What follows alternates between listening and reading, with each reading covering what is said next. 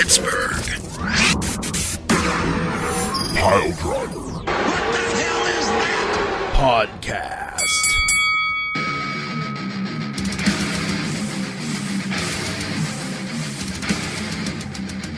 Hi everybody, Thursday again, which means 2 weeks in a row. Hard to believe that the P3 is online and recording. One of those weeks wasn't even a pick show, so if you are into the lottery, you should probably be playing tonight. Although you won't know that because you're not going to listen to the recording tonight because we don't broadcast live. So I guess the moral of the story is you're boned. We have a show to do tonight, and we are doing picks. We're doing picks for WWE Blood Money. No WWE Bloodsport. No WWE Title of the Month. No WWE Bad Blood. We got not all 400 picks to do because it's not an AEW show. So, yeah, there should be some good picking, good discussions. Moral of the story, let's keep the tribal beef ones up on top. Let's keep Ransom close to the bottom as per usual.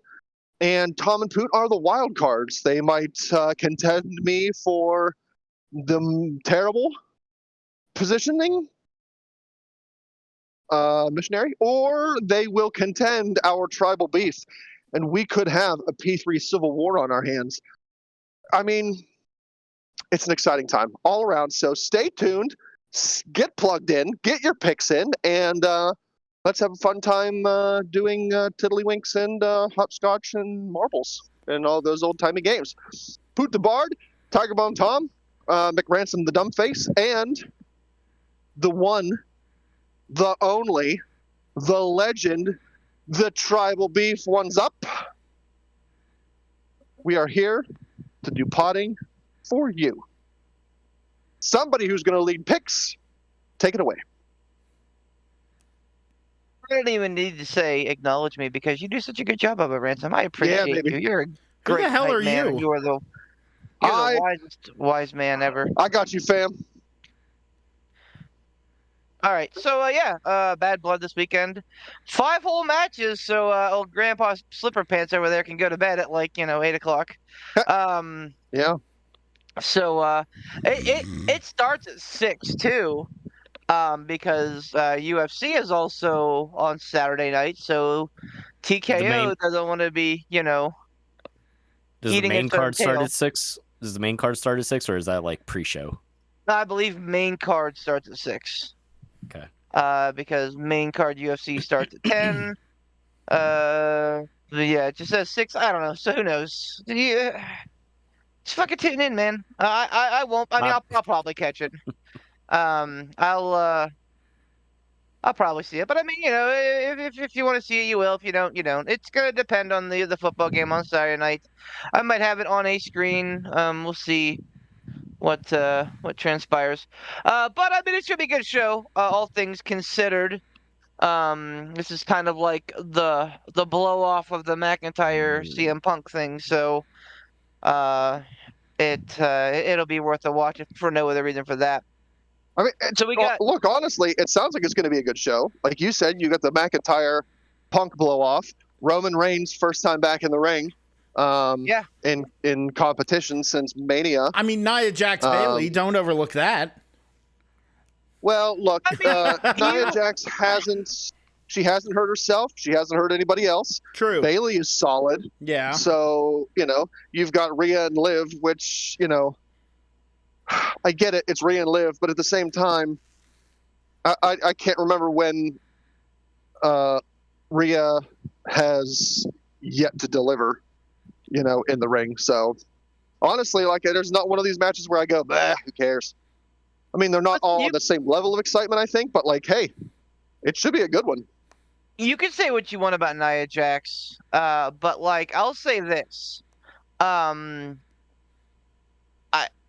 think that she's one of the more entertaining women. I think that she's really finding her stride and finding her voice, and I think that that's all important. I think that she was for a long time just meandering in a sea of meaningless. I think that she's found herself a little bit, so I'm here for it. Plus, she's far more entertaining than Britt Baker. That's a hot take for you. Wow. Dear AEW, quit.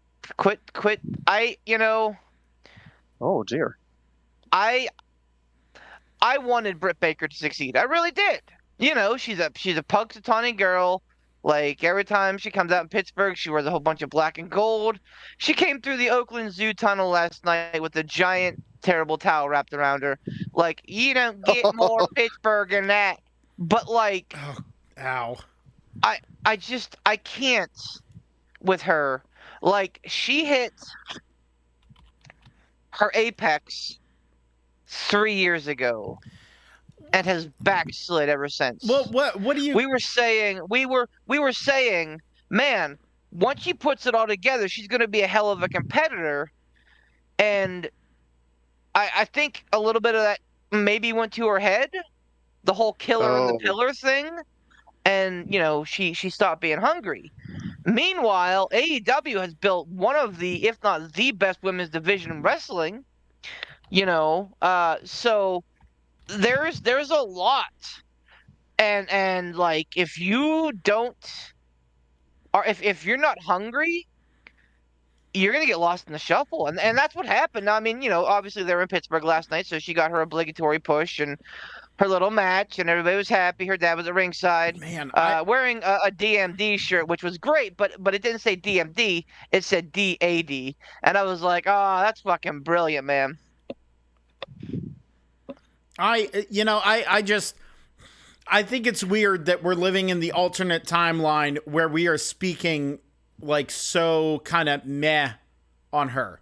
Like it is just that's so crazy to me, man, because I guess you could kind of say it's kind of the idea of the kid in high school that was like the savant and like brilliant and really successful, and everyone's like, oh, you're gonna really do a lot of great things, and then they just end up going to a park every day and sitting on a bench watching pigeons. It's that kind of thing of just like all the tools, all the potential, all the everything, to what end? Man, that was a brilliant analogy. And then you just went like off the fucking rails, brother. Well, I was gonna talk about the big fish or the big fish small pond thing, where they go to school and they're like, oh, I'm just like everybody else that was successful in high school. But no, you're like, oh, they were really successful in high school, and all of a sudden they're feeding pigeons on the bench. Like, okay, all right, Poot, okay. Well, listen, the path is rocky. Are you and speaking from experience, or the path is gonna be rocky. But you got to reach every once in a while, man. Not all of them can be gems. You got to go back to the drawing board every once in a while. I think that was a great. I liked it. I'm just saying it did not go the way that I thought it was going to go. Nah, man. Curveballs. So like I think, and this is gonna sound weird, but like if you put Baker on Raw, I think she'd probably succeed. Maybe even on SmackDown. But like NXT, AEW, those are fucking hungry divisions, brother, that are loaded with talent. And like if you ain't gonna grow, you better fucking blow. And I ain't talking about Adam Cole's wee wee. All right. But like, and again, like I'm not trying to cut her down. I think that she is a Really? great athlete. No, I'm not. I'm not. I am. You're doing a pretty good job of it. Well, he's saying she's great. It's just it's never been the right place, right time. I think she was great 3 years ago. I think she's backslid to good. And if I'm being equal opportunity hater, I feel the same way about Mercedes. Yep. I think that Mercedes was great 3 years ago, and I think that like injuries suck, and like sometimes being on a meaningless pathway can be tough sometimes, but like you got to weather those storms, brother, and get through it. I think it also doesn't help if you have Hulk Hogan syndrome, where you think you are the best thing that ever happened to wrestling, and ain't nothing gonna get better than you. Sure. Absolutely. Like I feel like Mercedes kind of fell into her own hype. Like she really was just like, I'm the best ever. Look at me. And then you stop trying. I feel like that's the same thing happened to Britt Baker because at one point she was the star of the division. She was like the shining example that we were holding up saying, man, one day the women's division is going to catch up to Britt Baker and it's going to be great. Well, guess what? It caught up and then kept going. Yeah. And she didn't. And again, injuries helped. Backstage drama helped. Yep. Wrong place, wrong time. That's all factors in this. But and again, like I want Britt to succeed. I just, in a match with her and Mercedes, when Mercedes, who has fucking 3 years of ring rust on her, is the one that's pulling the match, man, oofies. But again, like my initial point was, I think that Nia Jax is doing fantastic work right now, and I think that it's going to make that cash-in, the inevitable cash-in of the Tiffy briefcase, even sweeter. But that said, let's do some picks. Oh wait, let's do some standings first. That's right, Tribal Beef on top. Put the ones up. Oh, they're up. It's up. All right. I'm going for my Tribal Beef. 6 to Thanks, Ben. midnight. Okay, thanks, Boot. I appreciate you. Appreciate you, boys. All sorts of ones are up right now, baby. Tom just over there gritting his teeth, being like, "Man, this fucking blowhard. I hate this guy." Oh wow, there's fucking silence that cut daggers. Got 5 matches to pick for Bad Blood. We're gonna be picking. Let me see the order that I'm going. Nia Jax, the aforementioned Nia Jax, competing with Bayley, for that WWE Women's title. The Women's World Champion Liv Morgan defends against Rhea Ripley with dangerous, dirty Dominic Mysterio dangling high above the ring in a shark cage. Yeah, man, I like my alliteration. Speaking of D's, Damian Priest faces off against Finn Balor. Cody Rhodes and Roman Reigns take on the Bloodline, which is going to be comprised of Solo Sikoa and Jacob Fatu, aka the Bloodline Good versus the Bloodline B Team, the Guerrillas of Destiny, and then CM Punk and Drew McIntyre. Hell in a Cell, baby. Again, we're living in this parallel universe where the Guerrillas of Destiny are the B Team. Well, poor fucking Tonga Loa though. Like, he's been reduced to a fucking meme at this point. Which one's the Botch King? That's Tonga Loa. Okay. Tonga actually has a lot of I think upside, but Tonga Loa is just along for the ride, man. Was he? I gotta ask, and I think I've asked you this before, and I apologize for interrupting, but if I don't ask it, it's gonna leave my brain. Was he always like Botchamania, or is this something that just kind of started? So I often now wonder how much of it is Botchamania, how much of it is him leaning into the bit, if I'm gonna be this guy, I'm gonna be this guy. I think that there's a little bit of that. I really do. I think that he's kind of self-aware of that, which in small doses that can be a great thing. So yeah, I'm here for it. But yeah, no, that's him. Does it though? Does it make sense? You're supposed to be one of the heavies of the new bloodline. You're one of the Tongans. You're supposed to be the kill squad. Does it make sense to kind of lean into the whole botch thing? That doesn't. That doesn't make sense to me. I guess it could. You could take it as a devil may care kind of thing. It's okay, you're quote unquote botching, but you're just throwing yourself ugly trying to destroy the next person. So I'll say this. I don't think wrestling always has to make sense. I think that there's room in wrestling for ridiculous stuff. I don't think it has to be fucking serious all the time. And I'm not just talking about R-Truth Goofy, although he's kind of the king of that. And then when I think about that, my mind always goes to fucking Toru Yano in New Japan. So like you probably don't know who he is, but he's a guy. He always comes out fucking like shilling his DVDs. He has like no wrestling ability. He's a fucking like comedy wrestler to the end, but like he does it so well, you don't even care. He's beaten Okada, I think, like 2 or 3 times in the G1.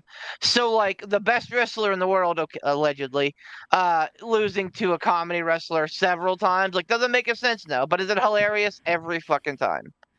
Every of the Okay. times. So like I think that you can be ridiculous even in this because I mean like so much of the like rest of the bloodline stuff is like Very hyper serious. serious. Yeah. Yeah. Solo's the fucking mob boss. Jacob's the fucking like murderer. Like they're embattled with this fucking like Embezzled. bloodline civil war. Embezzled with this bloodline civil war with Roman Reigns and like I don't know, man. Like I think there's a little bit of room for a little bit of haha in there. Okay. All right. There's always room for Jello, man. There is always room for Jello. Was that an improvised line by Ernie Hudson? I believe so. No, that was Not Ernie Hudson, Bill no, Murray. fucking, Bill Murray. So Yeah. absolutely. Yeah, oh, yeah. If it was a line in Ghostbusters 2 by Bill Murray, it was probably improvised. Oh, for hell Anyway, yeah. so those are our matches.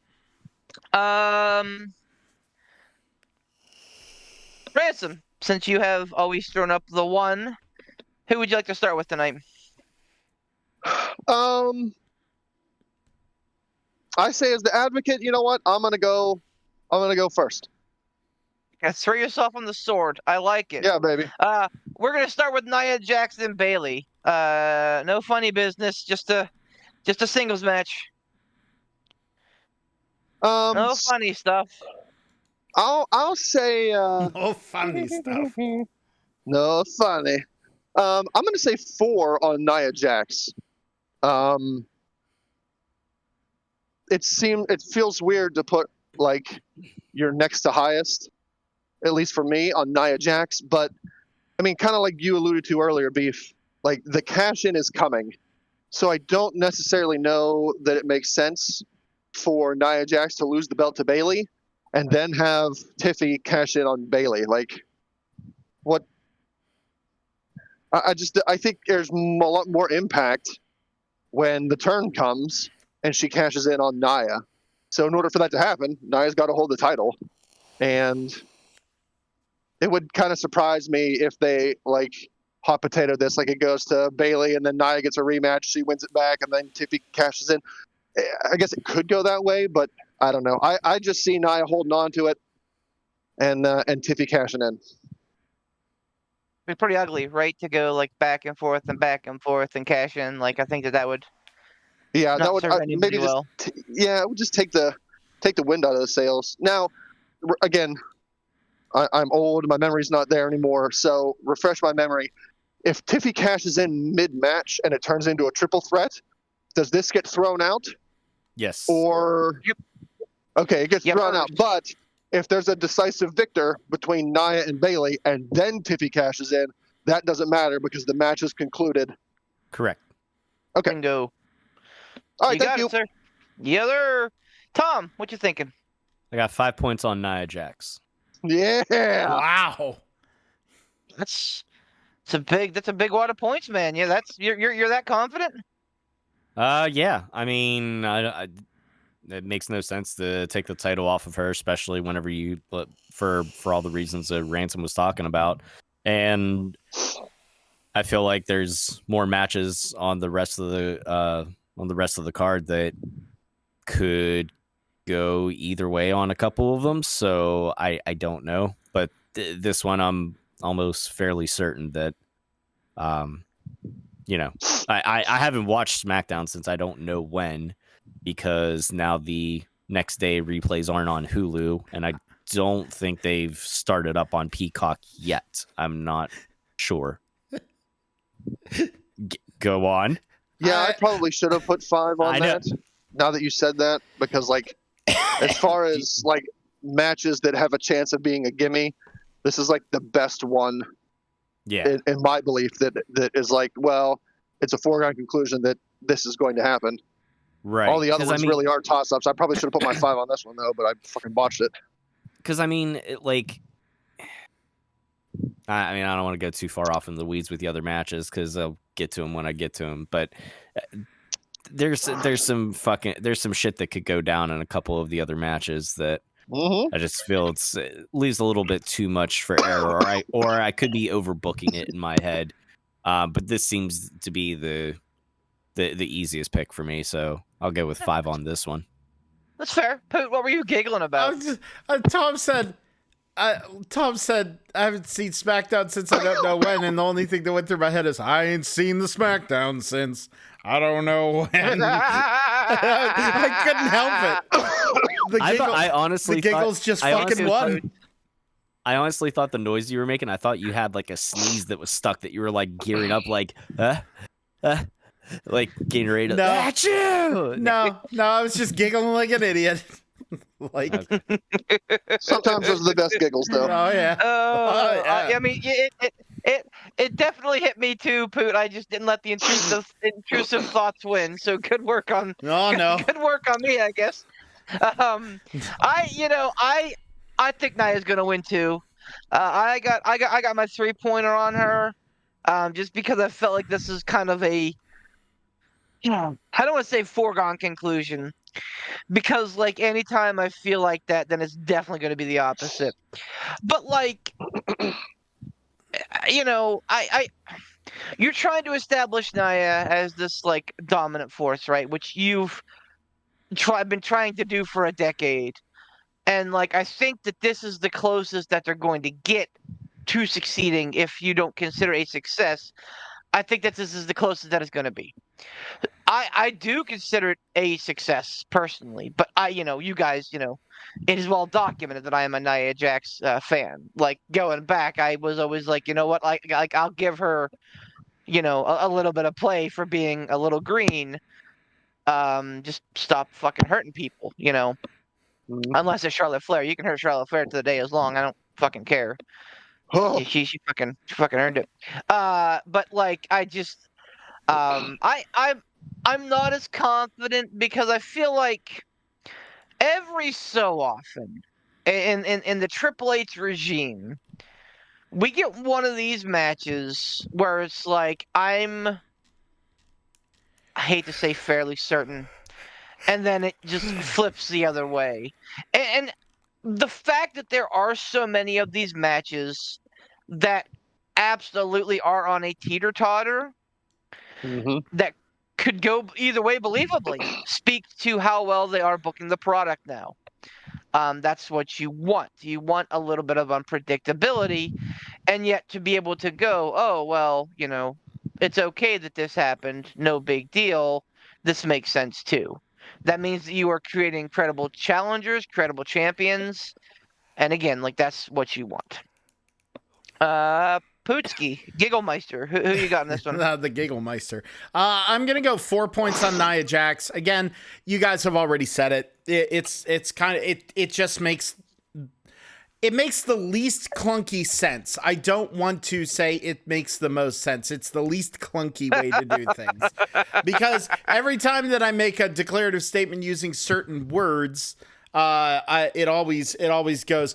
The fucking wrestling zeitgeist goes, yeah? Well, I'll show you. I'll teach you, Poots. Did you say? I appreciate 4? you not doing that. Poot, did you say 4? Because when you said your point, it sounded like Ransom was taking a bump. So yeah, I said 4. I got DDT'd. Not a back bump. No, wrong kind of bump. Yeah, like a Mordor bump. Yeah, exactly. Which, by the way, so I think, so they did Ring of Honor tapings before Dynamite, and we missed most of them. But like, I think between Ring of Honor and Dynamite, Tony Khan comes out, and he's like, "Okay, hold on, I'll be right back." He went backstage and came right back out, and all I could think of, like, did you just literally like walk back there, hit a fucking bump because you knew you were gonna be like in front of like 5,000 people or whatever? That's the and I mean, of course, he came out and he's like, "Let's go," as Tony Khan does. You think he's playing into that bit? Man. You think he's playing into that bit? What a weird little man. Maybe, but I think he's just fucking crazy, dude. Like I think I think he's got a little bit of fucking crazy horse in It's him, and fucking that's jackwagon bonkers. yeah, a little bit. But like, Yeah. I think that that's okay. And I mean, realistically, like, name me a wrestling promoter or like booker or like person head of backstage that hasn't been just a little crazy. Stan Hansen. I think that's not the case. I know. I know. And I don't think he's ever run anything. Stan Hansen. No. Stan Hansen. Like even fucking Paulie Dangerously, Stan like he was loony, fucking like writing all these fucking checks and shit, being like, oh yeah, we'll pay you, all this money, having none of it, and be like, let's fucking go, like let's just see what happens. So like, Hurry up and get out there and wrestle before my check bounces. yeah, right. So like, I think you have to have a little bit of that in you. Does Tony Khan have a little bit too much? Probably, but I digress. Moving on to Liv Morgan versus Rhea with I hate the shark cage. I really do. I think the shark cage is the dumbest of stipulations in any match ever. I would be hard pressed to find a stipulation that I hate more than the shark cage. But You like Viagra on a pole better? You like Judy Bagwell on a pole better? Damn it. Yeah. But I'll say this. I think I like how he just ignores it and glosses I over No it. sell? I did. Way to go, Cena. Because You like Good Housekeeping better? Peeps like that's not going to work for me, brother. Well, hold on. In my old man brain, I was like, okay, I'm pretty sure that one of those on a pool matches did not happen. I'm not sure which one. So no, they all rather did. than The Viagra on a pole God's match sake. absolutely happened. Did the Judy Bagwell on the pole match actually happen? Fuck too? yeah, it Wasn't did. it Judy But it Bagwell? was Jagwell on a forklift. No. Yeah, Judy Bagwell on a Jesus. forklift. Man. So, even And even then better. Poot had to fucking roll out Good Housekeeping. Man, I tell you what. Dude, Good for fucking- Jeff Jarrett, though, walking out with fucking like $300,000 for one match. Like, I just good for you, brother. I also want to throw this. I want to throw this out there, man. Pro wrestling is fucking nuts. Like, Yeah, dude. let's just Oh, yeah. call a spade here. Pro wrestling is fucking dude. Looney Tunes. Like you're gonna hear a lot of us talking about like how like 5-star matches, 4-star matches, how great matches are, blah blah blah, and then they fucking sneak a fucking Toro Yano versus fucking Okada match where Toro Yano grabs the duct tape and fucking duct tapes Okada to the fucking barrier on the outside. Okada rolls into the ring with the fucking barrier hanging off of him to break the fucking 20 count. Like this shit happens, and when. It's And that fucking delightful. honestly kind of feeds that kind of feeds into my point. When it's done right, man, does it fucking hit. And I think, as much as I fucking hate the stupid ass Shark Tank, I think that Dom being in the Shark Cage, I think that Dom being in the Shark Cage is gonna fucking work. I think that this is gonna be the height of fucking hilarity. And I think it's going to work to The fuck was that? Don't worry about it. It's a Put the Bard soundboard featuring distractions. Ah, It's my life. Fuck, where's my? See, my point. It's gone. It's in the wind. No, I got it.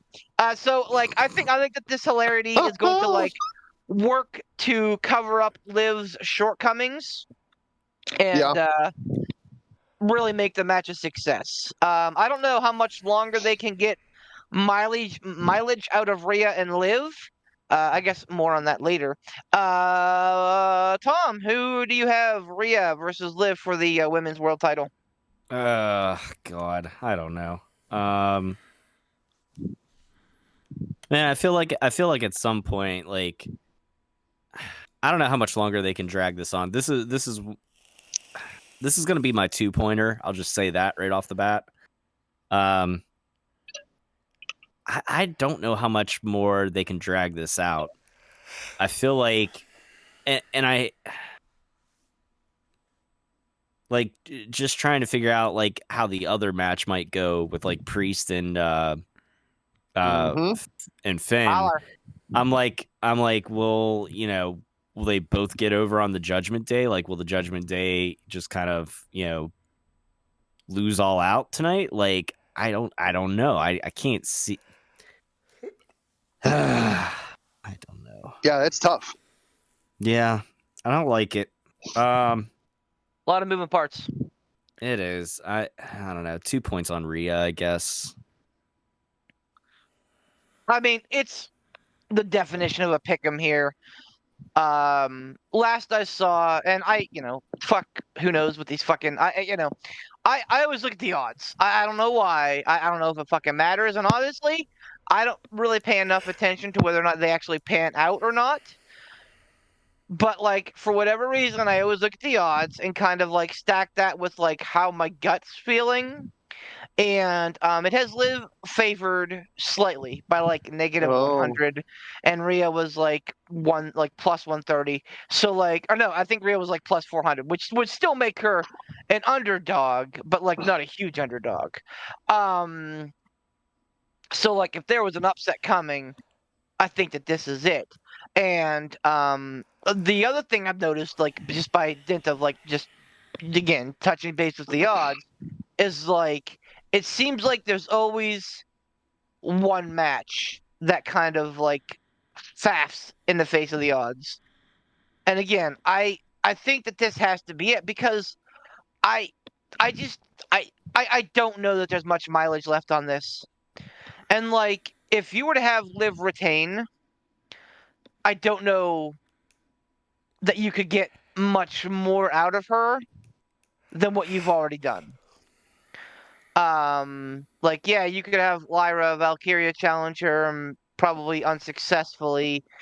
And, but like beyond that, like, I don't know who else is there for Liv. So like, I don't see this going her way. Alexa Bliss, maybe? I'm not quite sure. Hey.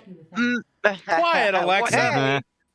I heard it. I heard the poot. What? Hey, it's been a minute. You dumb hockey puck! Shut the fuck up. What? Hey.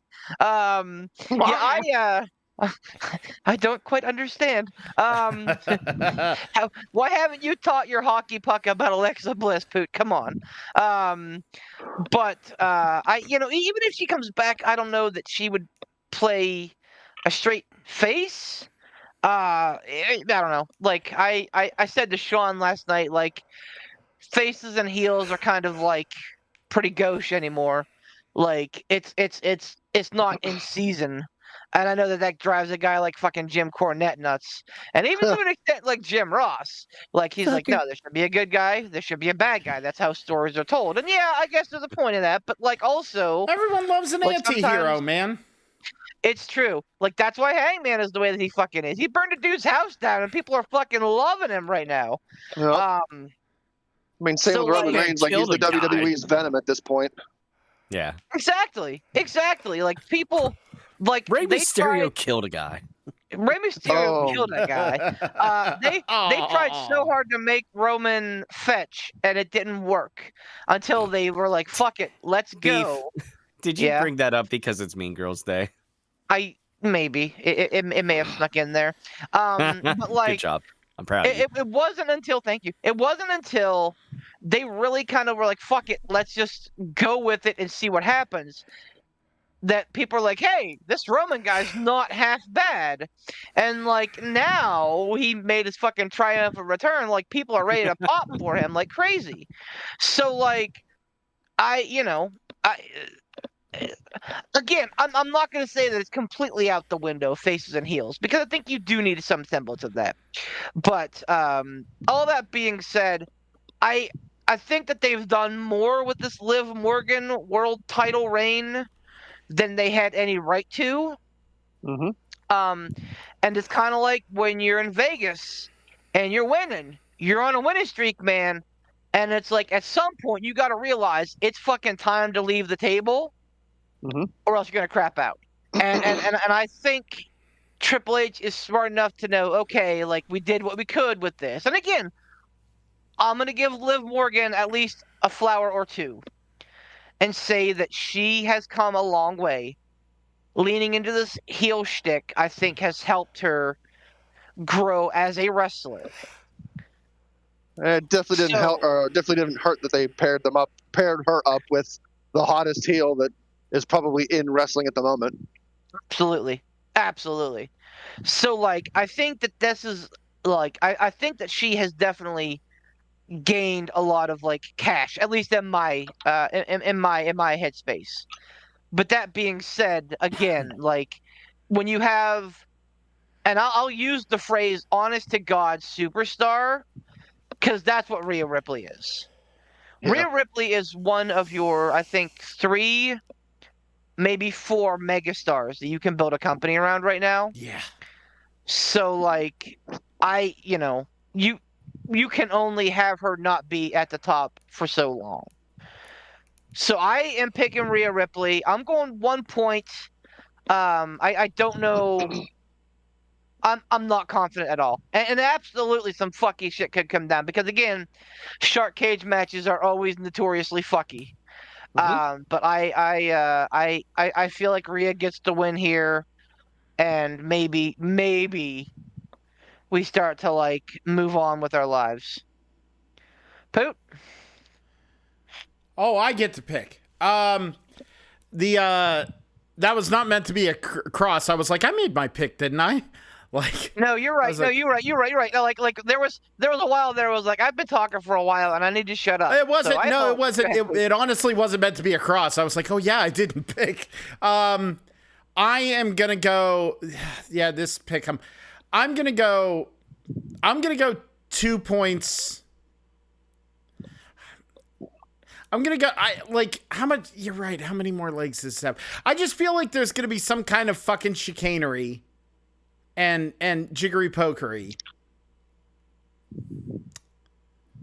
I'm gonna go 2 points on Rhea Ripley. That was my gut. I'm gonna go 2 points Rhea Ripley. Handsome. This will be my 2-pointer as well. And honestly, like, these 2 Judgment Day matches are by far the most toss-ups for me. Strictly because, like Beef said, the Shark Cage match, there's always room for tomfoolery. I highly doubt that Dominic stays in that cage the entire match. Like, something's going to happen. Like, he's going to squeeze through the bars. Someone's going to toss him a key. The Judgment Day is going to go backstage and lower the cage. Like, something's going to happen. I would be absolutely shocked if Dominic Mysterio stays in that shark cage the entire match and then is only lowered at the end once the match concludes. Like, plus you have the Judgment Day factor. And, like, that factors into both matches. Like, I just don't trust that there's not going to be tomfoolery in both. Because, again, you have 2 former Judgment Day members against 2 current Judgment Day members. And what's the Judgment Day going to do? Like, not get involved at all? Like, no, that's what a heel stable does. They fucking get involved. But that being said, like, I agree with everyone who has said, about there's not many more wheels left on this bus. You want it to go, and again, I'm speaking like I know anything about wrestling, which, again, my picks in the past prove me wrong. But you should conclude this program when it's still hot, because you don't want it to start to fizzle and then have a conclusion to it, because at that point some of the wind's been taken out of the sails. Like, you want it to conclude when it's red hot. And I agree with all of you that have said previously, like, it's coming to a close as far as like how much more they can draw it out and still have people like really, really into it from a crowd standpoint. So I'll say 2 points on Rhea Ripley, just because, like everyone had said before, Rhea is one of the top stars.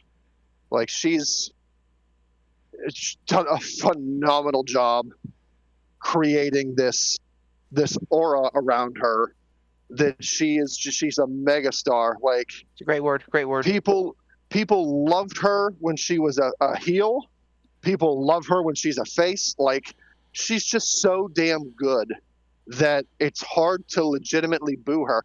And I think if if Rhea had not been involved in, like, if Dominic had not been involved in the Rhea Ripley storyline, she would have been getting cheered a lot sooner than she did.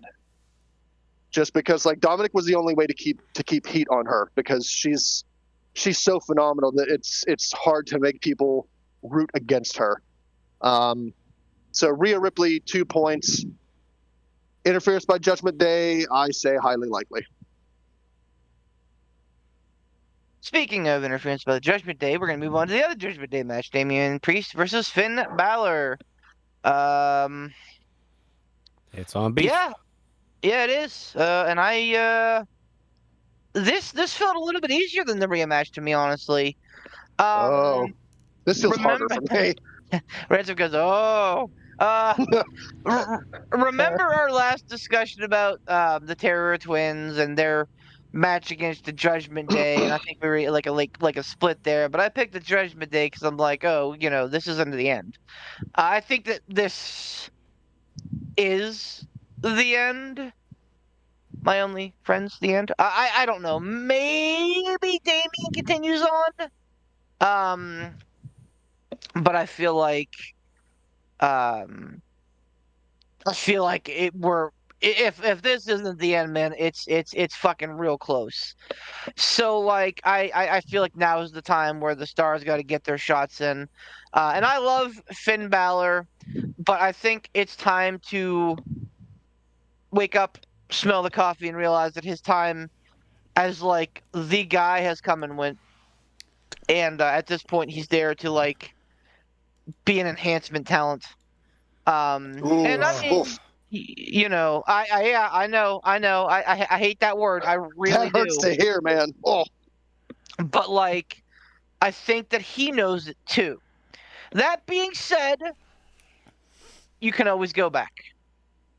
I think guys like him can always succeed, even into their like later stages of life. Well, he's kept himself in such tip-top physical shape.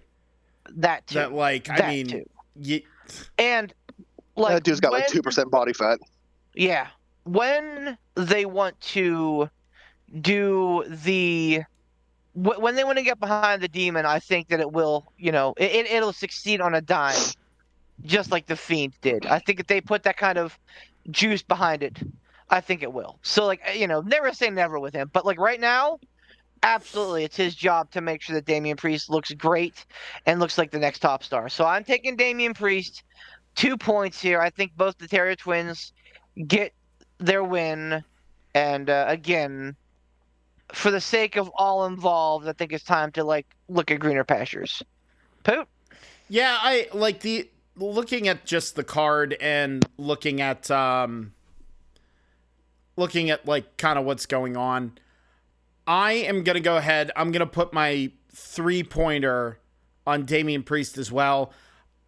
I feel like Judgment Day could do some other stuff. Damian Priest and Rhea Ripley kind of unshackle them from that and see what they can do. Obviously, I think we can all agree here. Nothing against Damian Priest, but I think of the two of them, Rhea obviously is the one that has more legs, like for like how high she can go. The glass ceiling is much higher. And no offense to Priest. Age is a factor too. Oh yeah. Like Priest is kind of already, I don't want to say past his prime, but like I think that Rhea's just hitting that. So well, she's far younger than either one of them, and also Finn Balor's almost into his mid-40s at this point. He's got to be getting close. Yeah, I'm just piggybacking off the age thing, but yeah, I'm gonna put my 3-pointer on Damian Priest, give him something else to do, put him in a different program. I think this is a good like kind of transitional pay-per-view for these storylines. Not that I mean, it's a good point to pay off and then get into kind of the run up, the end of the year run up into the Rumble. You know what I mean? Right, dude. WrestleMania season is encroaching. Much like the Christmas creep, the WrestleMania creep has already started. Go home. Oz, we're also talking about terrible things. Ransom, who you got? I'm all here for Christmas season. Also, yeah. again, another match where I would be flabbergasted if there's not Judgment Day interference, and that's the only thing in this match that makes me go like, well, like I would staunchly pick Priest, but like it's Finn, Giant Head, Carlito, Dominic, and Liv against Priest. So I would hedge a bet that the Judgment Day gets involved. Rhea also gets involved in order to kind of even the odds. Hell, we might even see Jey Uso get involved since he's not in a match. He might show up in a capacity to help out Damian and Rhea, but the interference angle is the only thing that gives me pause. I'm gonna pick Damian Priest, but I'm only gonna put 1 point on it because I honestly could see it going either way. Like I don't know. I'm not confident in this match just because there's so many variables. So yeah, Damian for 1.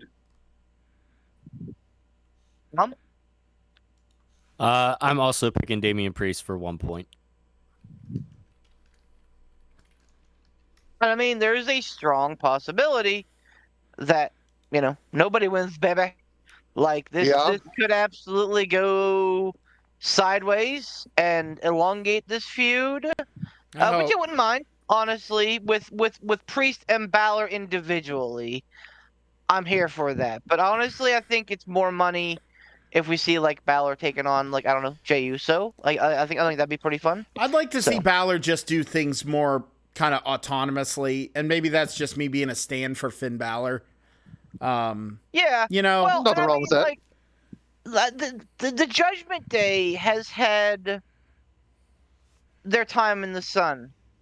Remember when we fucking proclaimed it dead like 4 years ago? It hasn't been 4 years, but like, we left it for dead literally 2 years ago, and like it has done a great job of like creating big time matches, big fight feels, and like major superstars. So like, when all is said and done, are they going to be as memorable as the fucking Four Horsemen or fucking Evolution? No, but like for their time and place, I think the Judgment Day has been pretty fucking important the last few years. Yeah, definitely. Speaking of important, Cody Rhodes and Roman Reigns take on Solo and Jacob Fatu. Also speaking of fucky, Poot, no lead in. Who you got in this one, Poot?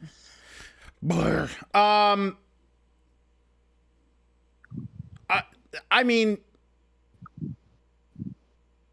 this is the Tribal Chief's first way back.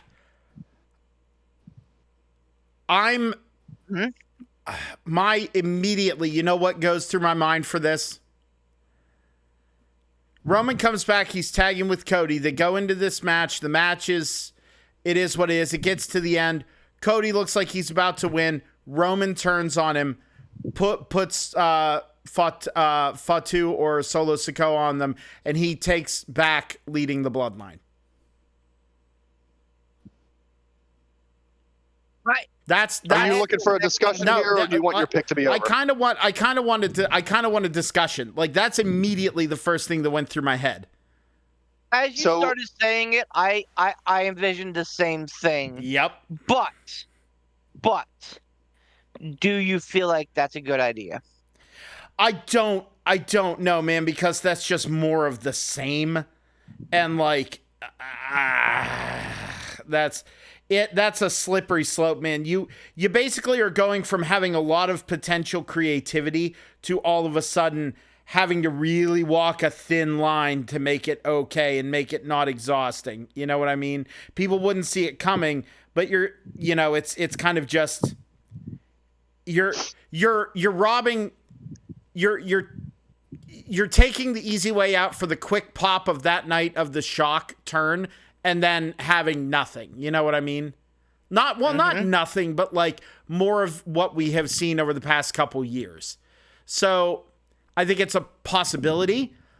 I think it could also play out where Cody and Roman get through, they win, and they're standing there holding arms up, and then he clotheslines Cody, and, you know, they get the victory, but, you know, whatever. But the thing that kind of tears me is that it's Roman's first match back. Do you really, do you want to have him look weak? You know, I don't know. This is really tough for me. That's why this one, I have what, Beef? 1 and 5 left? Yep.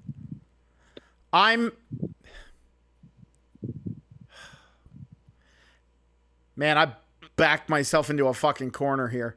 No, I just, you know what I mean? Like,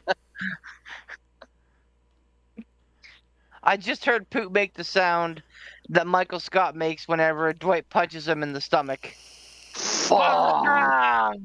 Exactly. well, no, it's not the worst thing in the world. I'm just sitting here going,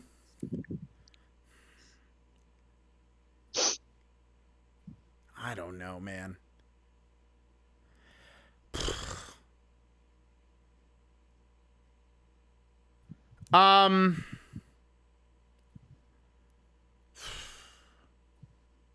Somebody just drove down the road blasting Quad City DJs.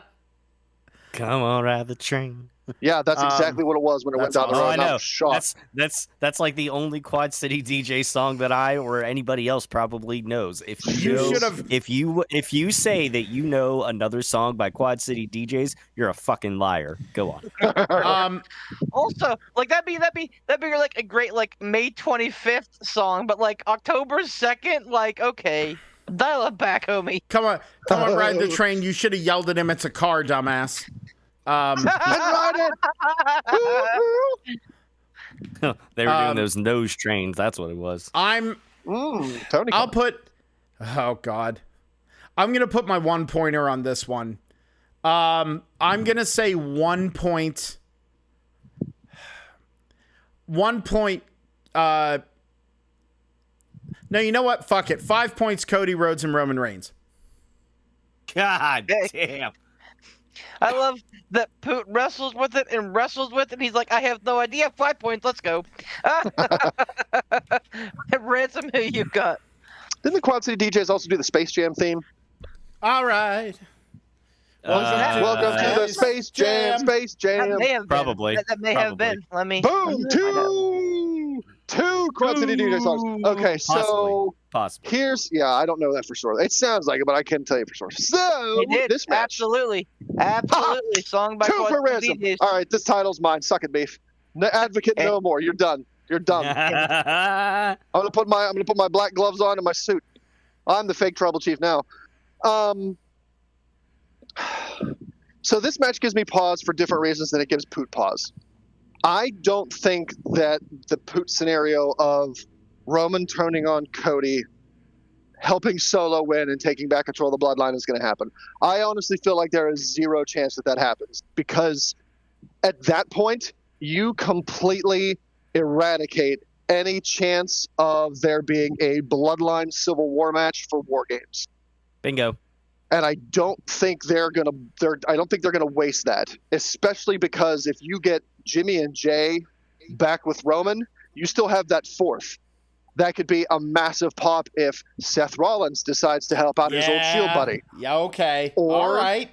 Let the man cook. If, they go the route of, I think what everybody really wants to see is Sami Zayn reuniting with his old bloodline friends, for one night to help out his old tribal chief. I really think the big payoff with Roman and the bloodline is going to come at War Games. So I don't think that happens. That being said, I'm not saying that there's not a possibility that Cody and Roman could lose. I I think that is a possibility, especially if you want to build to that War Games match. You know, you have Cody and Roman lose because of the numbers game with the Bloodline. Well, Cody and I tried. We couldn't get the job done. I need my Bloodline to get the job done against this fake Bloodline. And that's how they set up that storyline. But again, like, I'm shaky here because I could see that happening. But then again, like, Roman's first match back since Mania. Do you want to have him lose?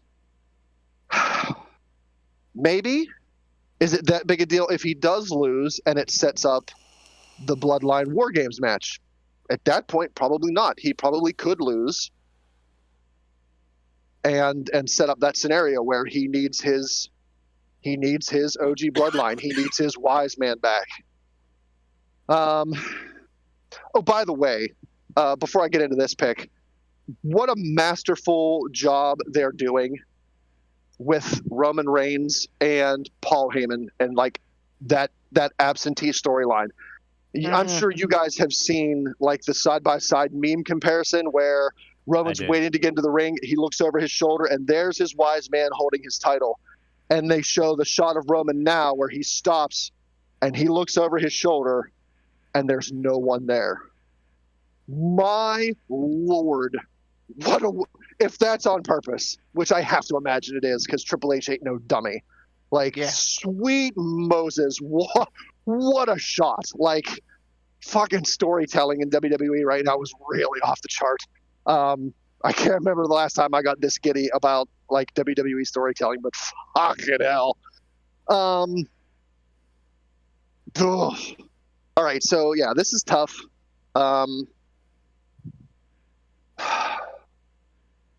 It's impactful if you have this fake Bloodline beat the original Tribal Chief and the WWE Champion.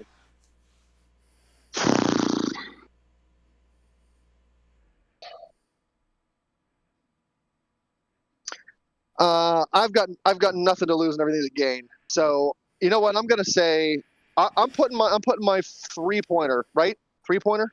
I have 3 and 5 left, right? Okay. Yes, sir. I put my 3-pointer. Fuck it. I'm putting my 5-pointer. Yes. Someone's making noise in the Mordors. I'm putting my 5-pointer on New Bloodline. Whoa. Because I'm hedging my bet on them proving to be a powerhouse in a match against the WWE Champion and the OTC. And then Roman saying, look, I tried to get the job done with Cody. Cody couldn't do it. So I need my family. I need my bloodline. And that's when you get that's when you get the Usos that come back with Roman and help him at War Games. I'm banking on that. I'm banking on that storyline being I need the help of my bloodline, my family. So 5 points, New Bloodline. On that note, I'm going to take another shot because I'm getting fucky with it. Come on, girl. All right. She got Tiger Bomb. I got 3 points on the Bloodline. That's it. Pretty much for the reasons that Ransom laid out. You don't fuck this up leading into Survivor Series with War Games. I think you need to have. I'm not sure who you give the pin to. This is the interesting part of it for me, at least. I feel like Jacob Fatu will probably like be ready to pin. Will be like ready to pin Roman, and I think Roman might eat the pin in this one. Believe it or not, like I know he just came back, but I feel like I don't know. I saw a clip of like the stare down between like Roman and Jacob Fatu, and that is like something I think that they're gonna save here or whatever. Like it's coming. They're leading to it, like, and then they're gonna finally actually, like, lock up in the War Games match at some point. But I feel like Jacob Fatu is about ready to get the pin. I can see this playing out. Like he's about ready to pin Roman, and Solo calls him and calls for the tag, and then Solo gets the pin. And I feel like you need that. Like I feel like you need it in a way, like because nobody, like with Roman back, or even before Roman came back, like I don't think people were, obviously buying into Solo being as legitimate as a tribal chief as Roman. And I think that's the whole point too. I think it's, he knows it, and everybody knows it. Like deep down in his heart, he knows he's not as good as Roman, but it's that, well, I'm here, he's not, and I'm gonna do this, and fucking, you're gonna learn to love it. And people want to, push back against it, and just makes his character all the better of a heel. And then obviously, him letting Jacob Fatu do all the work or whatever, and then him, getting the glory just puts even more heat on Solo, which is what you want. You want that heat on Solo. So yeah, for all of that, and I think honestly, if it's not Sammy at Survivor Series coming back, I think it's Rock coming back and then turning on Roman and crew to join the new bloodline. But we'll see. Either way, I think, I know we were talking about this before, whether or not Rock would even show up at Survivor Series, but I think he might. I think either way, I think Rock might show up and turn on them and join Solo and crew, or or reveal himself to be the mastermind behind the new bloodline or whatever. I don't know how that's gonna exactly play out, but either way, we got to get to War Games, and we got to get to this bloodline civil war. Like everybody's been clamoring for it, and I think Triple H is smart enough to know that, like, that is where that's where the money's gonna be at for that. So. And also, too, like, if you think about it storyline wise, like, does it feel the most good here and now to have Roman and Cody beat the new bloodline and for Roman to take his Utafala back here? Or does it feel all the more better if Roman, Jay, Jimmy, and let's just say Sammy take on the new bloodline with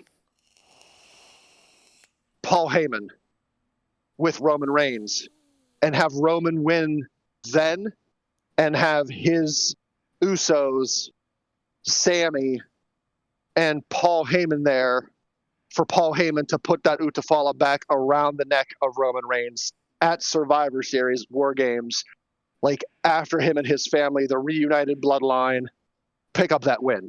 Like I see that picture in my mind and go, that's got more of the feels to it.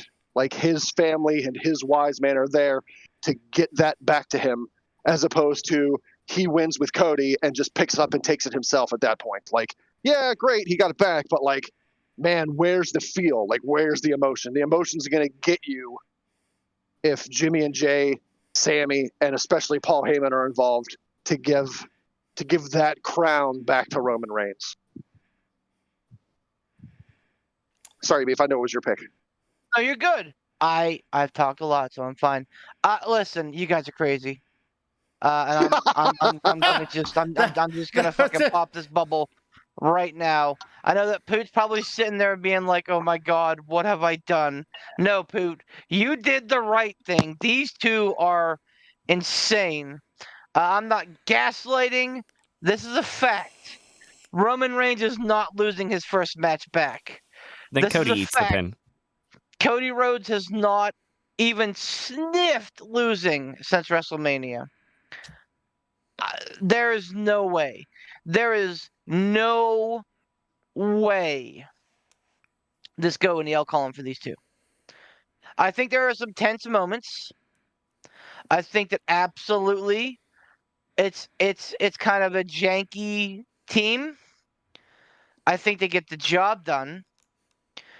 And then I think Roman gets decimated by the bloodline after the match. Ah. So, like, I think we get all of what you guys are talking about, but just after it matters in the win-loss column. Let's be clear. In the last 5 years, Roman Reigns has lost 2 matches. One as a singles competitor, one as a tag team. 2 matches. Regardless of Cody eating the pin or not, this would still be an L on Roman's career. Not like his career being an L, but like this would still be an L in his column. I don't think that they're ready to do that. Now I could be wrong. What you guys are saying does make a little bit of sense. Go ahead. Can I pose a counter argument, or do you want me to wait till you're done with your pick? No, I'm you're sorry. good. I've had some of the alcohols, and I'm You're getting mouthy, so I just. You're fine. Go ahead, please. Okay, so I hear what you're saying about Roman Reigns taking an L, and it's happened twice in the last 2 years. 5. But 5. Oh, but like what fuel does that add to the Bloodline Civil War at this point? Like, you're having it just to have it? Like, Roman won. Roman beat Solo. He took his Utafala back. He's a tribal chief. Like, I'm back, baby. I got it back. The thing I returned for and have been trying to get since I returned and has eluded me because of the bloodline, I got it back. Okay, I'm good. I'm good. I'll get Jimmy back down the road. It doesn't matter. Like, Paul come back. It doesn't matter. Like, where's the urgency? Where's the necessity to have the Bloodline Civil War? At that point, aren't you just having it to say, yeah, we're going to have it? The fans want it. Let's have it for funsies. Right. But, like, again, this is something that is taken, not earned, right? So, like, even if Roman, like, they win the match and Roman, like, has it in his hands, he's like, yes, I have the red chili pepper necklace back. Good on you for knowing the actual name, by the way. I don't fucking know it. Utafala, is that what you said? That's what I said. I think that's how it's pronounced. Okay. I don't see, like, yeah, that happens, and then, like, the rest of the bloodline come and they eat his soul alive. He blamed, somehow Cody gets the blame for it, so we keep that kind of like little angsty relationship between those two going. But yeah, I mean, I just, again, like, you finally have what you want if you're WWE. What old man McMahon laid the groundwork for fucking a decade. You finally have Roman Reigns as, like, your next big star. I think that him and Cody losing this would deflate that a little bit. Especially wouldn't it cement him more as a face, though? Because, I mean, like, maybe he lost to Solo. He's clearly fighting to get something back. He's fighting for his family's honor. He's fighting to take back what was taken from him, stolen from him. I'll say like, this. That's a clear indicator of, like, a big baby face. If Jacob was in the lead here, I would think that would make a little bit more sense. But Solo, has weakened with me. Like, yes, character-wise, I think he's doing well, and I like it. But, like, believability, like, once he brought Jacob Fatu in, I'm like, oh, this is a fucking murderer. Solo, you're just a guy. Like, well, Jacob Solo stopped Fatu's being the enforcer because right. Jacob Fatu was clearly the bigger enforcer. So I don't know, man. I just don't see it going down that way. I can't see them when they've been so protective of Cody the last 5 months and so protective of Reigns over the last 5 years. I can't see them because, again, I think that those two can win, and the Bloodline Civil War still means a lot. Because, again, I think that a lot can happen after the match goes official.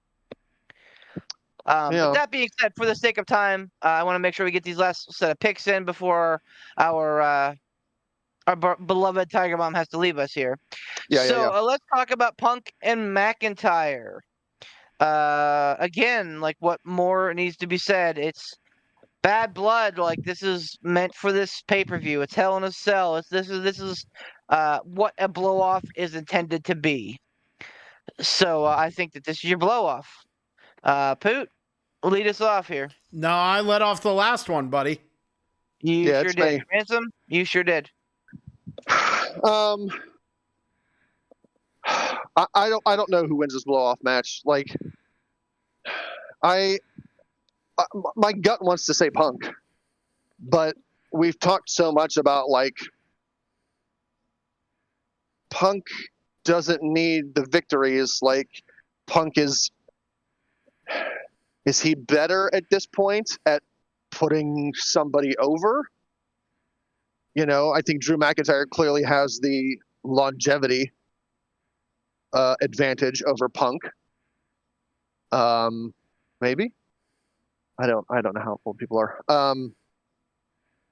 So does it make more sense for Punk to put him over because of the longevity of it, or like, I don't know. It almost seems like throughout this entire thing, like Punk has been egging on Drew. So, like, if Drew wins, is this Punk finally getting his comeuppance for constantly interfering and fucking over Drew? I mean, Drew kind of fucked him over first, storyline wise, by, you know, hurting him in the Royal Rumble.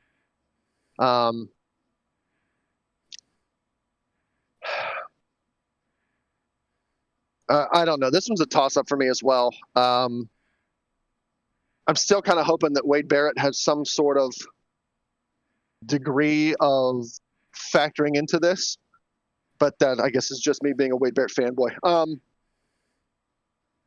I don't know. I'm totally lost on this one. My gut says the face goes over on this one. I don't know if this is going to be the closer. Yes. I would think Hell in a Cell at Bad Blood probably closing the show. So my gut, which has historically been inaccurate, incorrect, and useless aside from being an eyesore, tells me Punk. So I'm going to try to not overthink it and not get into a fight within myself. So I'm just going to say 3 points on Punk. Well, this is my 4-pointer. And I'm also along the same lines of trying not to overthink it. Trying not to think too much ahead. Trying not to think of what could go wrong. How could they overbook this match or anything like that? That said, I know that I correct me if I'm wrong. Seth is still out storyline wise, right? Like after he got smushed by Bronson Reed. No, he actually just returned. Oh, he just returned on Monday night. Yeah. Okay, so I feel like in this case, like I feel like you have to move on from Punk and Drew because they did great with the storyline they had with Punk not even getting physical until SummerSlam. But I don't know how much more juice you can squeeze out of this thing. I mean, I'm sure if you really tried, you could, but like, you know, I don't know. Drew did the whole thing with the bracelet, and then they got that. Punk got the bracelet back. Now Drew destroyed it. It's like, what else is there? Like, I don't, you know, this definitely is the blow off, and I feel like in the blow off, like, you gotta have the face go over. So I'm gonna pick CM Punk, and then I'm just gonna, you know, wrap that up by saying I think after this, either at Survivor Series, somehow like maybe the seeds start there, or we get back to the original conflict, which was Seth and Punk. because that's really where the conflict was to start. Drew just kind of was happenstance because of the fact that he injured Punk at the Rumble. So, kind of a blessing in disguise, sad to say for Punk because he was out of action, but he was still on the tip of everybody's tongue, and it was the hottest feud going all summer long. So yeah, blessing in disguise. Yeah, it sucked that he got injured, but it turned into something great, and they fed into it. And Drew has done some of his best work to date with this whole feud and everything like that. But let's not forget long-term storytelling, like Triple H likes to do.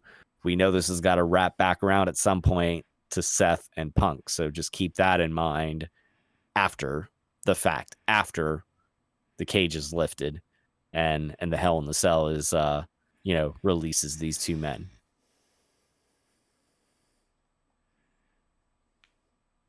Ladies and gentlemen, my name is Jeffrey Martin. I am What? the reigning, defending, undisputed Cruiserweight champion. And I'm here to let you know that I don't give predictions. I give spoilers. Spoiler. CM Punk beats Drew McIntyre at Hell in a Cell. Spoiler. CM Punk beats Gunther at Survivor Series for the World Heavyweight title. Spoiler. Seth Rollins wins Royal Rumble. Spoiler. Seth Rollins versus CM Punk, WrestleMania 41 in Vegas. Oh, That's what's going to happen. They're going to run it back, but as opposed to Punk beating Seth at Mania for the title, we're going to get the shoe on the other foot, where Seth will beat Punk for the title. Damn. We said it a long time ago that Gunther doesn't need a long run, especially coming off the heels of the Intercontinental title run. CM Punk has already sowed the seeds of going after Gunther. Do I think it needs to happen? No. Do I think it's going to happen? Absolutely. Have you seen the Netflix poster? I have. Guess who's front and center? Man by the name CM of Pepsi Punk. Phil. Yep. Oh. And honestly, he, I think, is their second biggest merch mover right now. It makes dollars and cents for that to happen. way. I know. Well, hey, I know Get that into the banker mark. talk here. I know that the mark contingency is not gonna like it. That the smart contingency is gonna hate it. Those that are like CM Punk's a cancer, CM Punk's gonna destroy WWE, CM Punk is a loser. All of this. It's fair. I don't begrudge anybody's opinions whatsoever. All that being said, I don't think you can argue with what's happening right now. And that is that, again, CM Punk gets views, CM Punk gets eyes, CM Punk gets product moving. And you have a happy CM Punk rejuvenated by helping the NXT locker room right now. He's having a blast. You guys see that fucking, like, the TikTok with him wearing the fucking short shorts and the fucking HBK hat? Yeah, I did. Triple H is like, do it, man. Wear it. And the HBK is like, you look ridiculous on that. And he takes the hat and he goes, that's better. And then Triple H is like, I told you look ridiculous in that, man. Like, totally flip-flopping. Like, if you would have told me 2 years ago that I'd see that skit, that where Triple H and CM Punk are chummy, I'd say, get fucked. That's not going to happen. You're dumb, and I hate you. But here we are. So, Yeah, all that being said, everyone grows up, man. It's awesome to see. Let's also put the button on that. Absolutely. I love to see it. So all that being said, absolutely, the face wins here. And regardless of what anybody wants to believe, CM Punk is the face in this. Should Drew win? That's debatable. But like I think Punk needs to win here. If nothing else, so that he can keep steam, grab that win over Gunther, grab that title, and set us up for a duel in the desert, as it were. Mhm. CM Punk, 5 points. Poot, this is your 1 pointer. What you got? Oh, I'm right there with you. I think Punk comes out on top with this. I think Drew moves on. It's been an excellent like program between the two of them. They both have done absolutely outstanding work. And just with how much money Punk is, you gotta, and the other thing is too with him, man, you gotta put him in interesting programs. You gotta make him, especially if it does so come to pass from the mouth of Babes, of Beef over there. If it works out that way, he's gotta look really tough. I think he needs to come out on top of this. I think he does. I think he needs to come out on top of this so that he can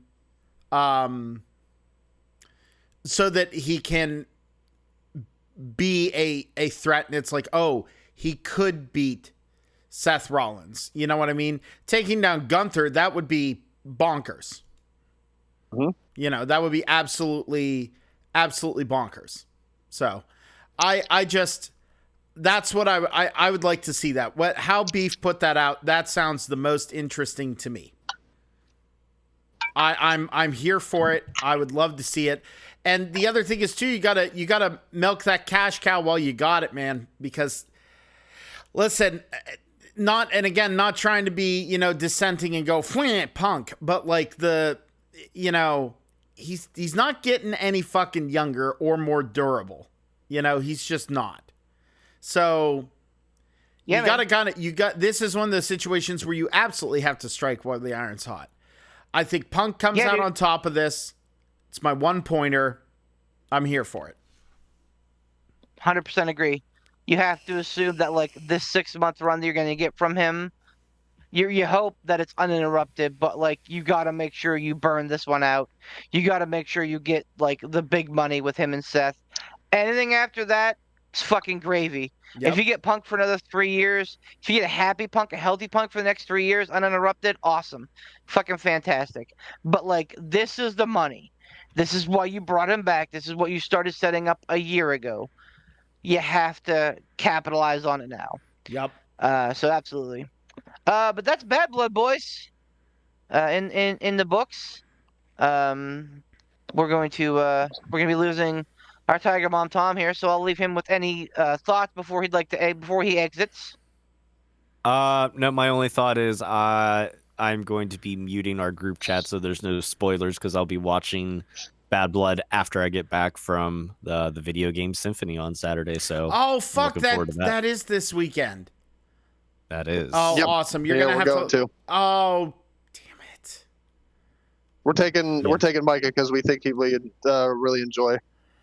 I mean, he plays the trumpet and he loves video games, so it's a win-win. It'll be a wonderful evening of culture. That's gonna be amazing. Have fun, guys. That's gonna be so cool. Yeah, enjoy, Tom. And as always, all you fucking people, make sure you're going and watching Tom's streams on Facebook. All of them are great. So what are you up to these days, Tom?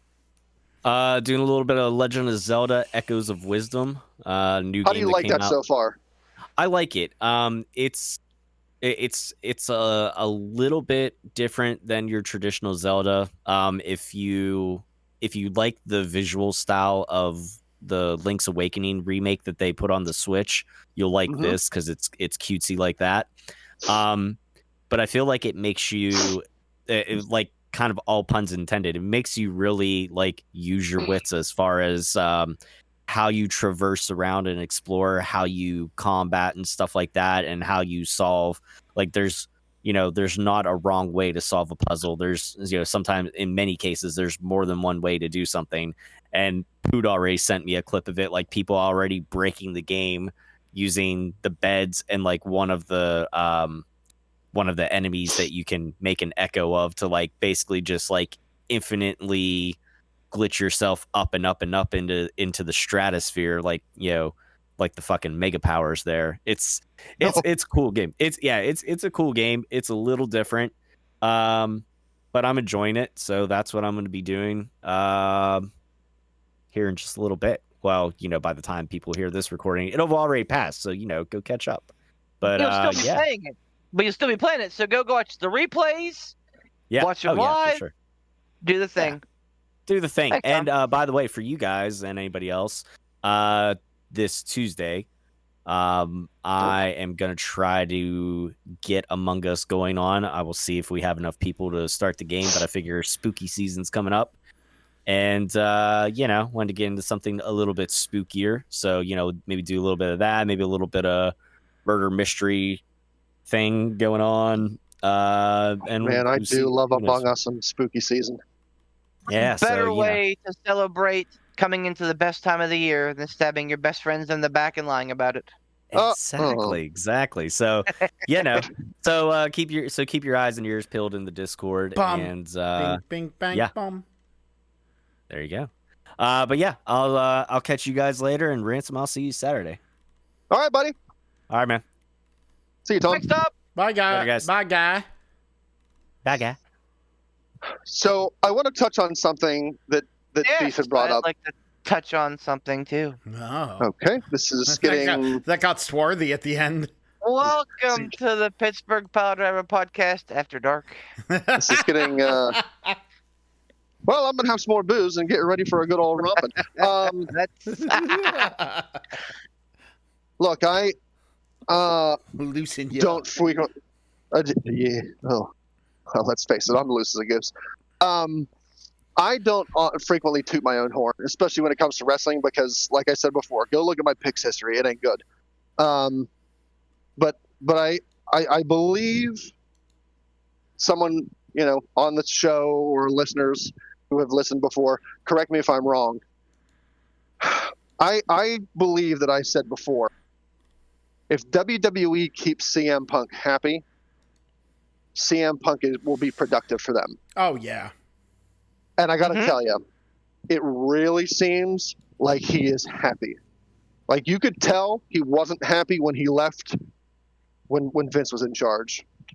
It doesn't take an optometrist to see that he was not happy in AEW. But here, it really seems like he's enjoying himself. Like, the work, like Beef said, the work he's doing in NXT, the freaking picture he posted today or yesterday or some other, whatever, like, it was recent. Who was he standing beside? Zoe?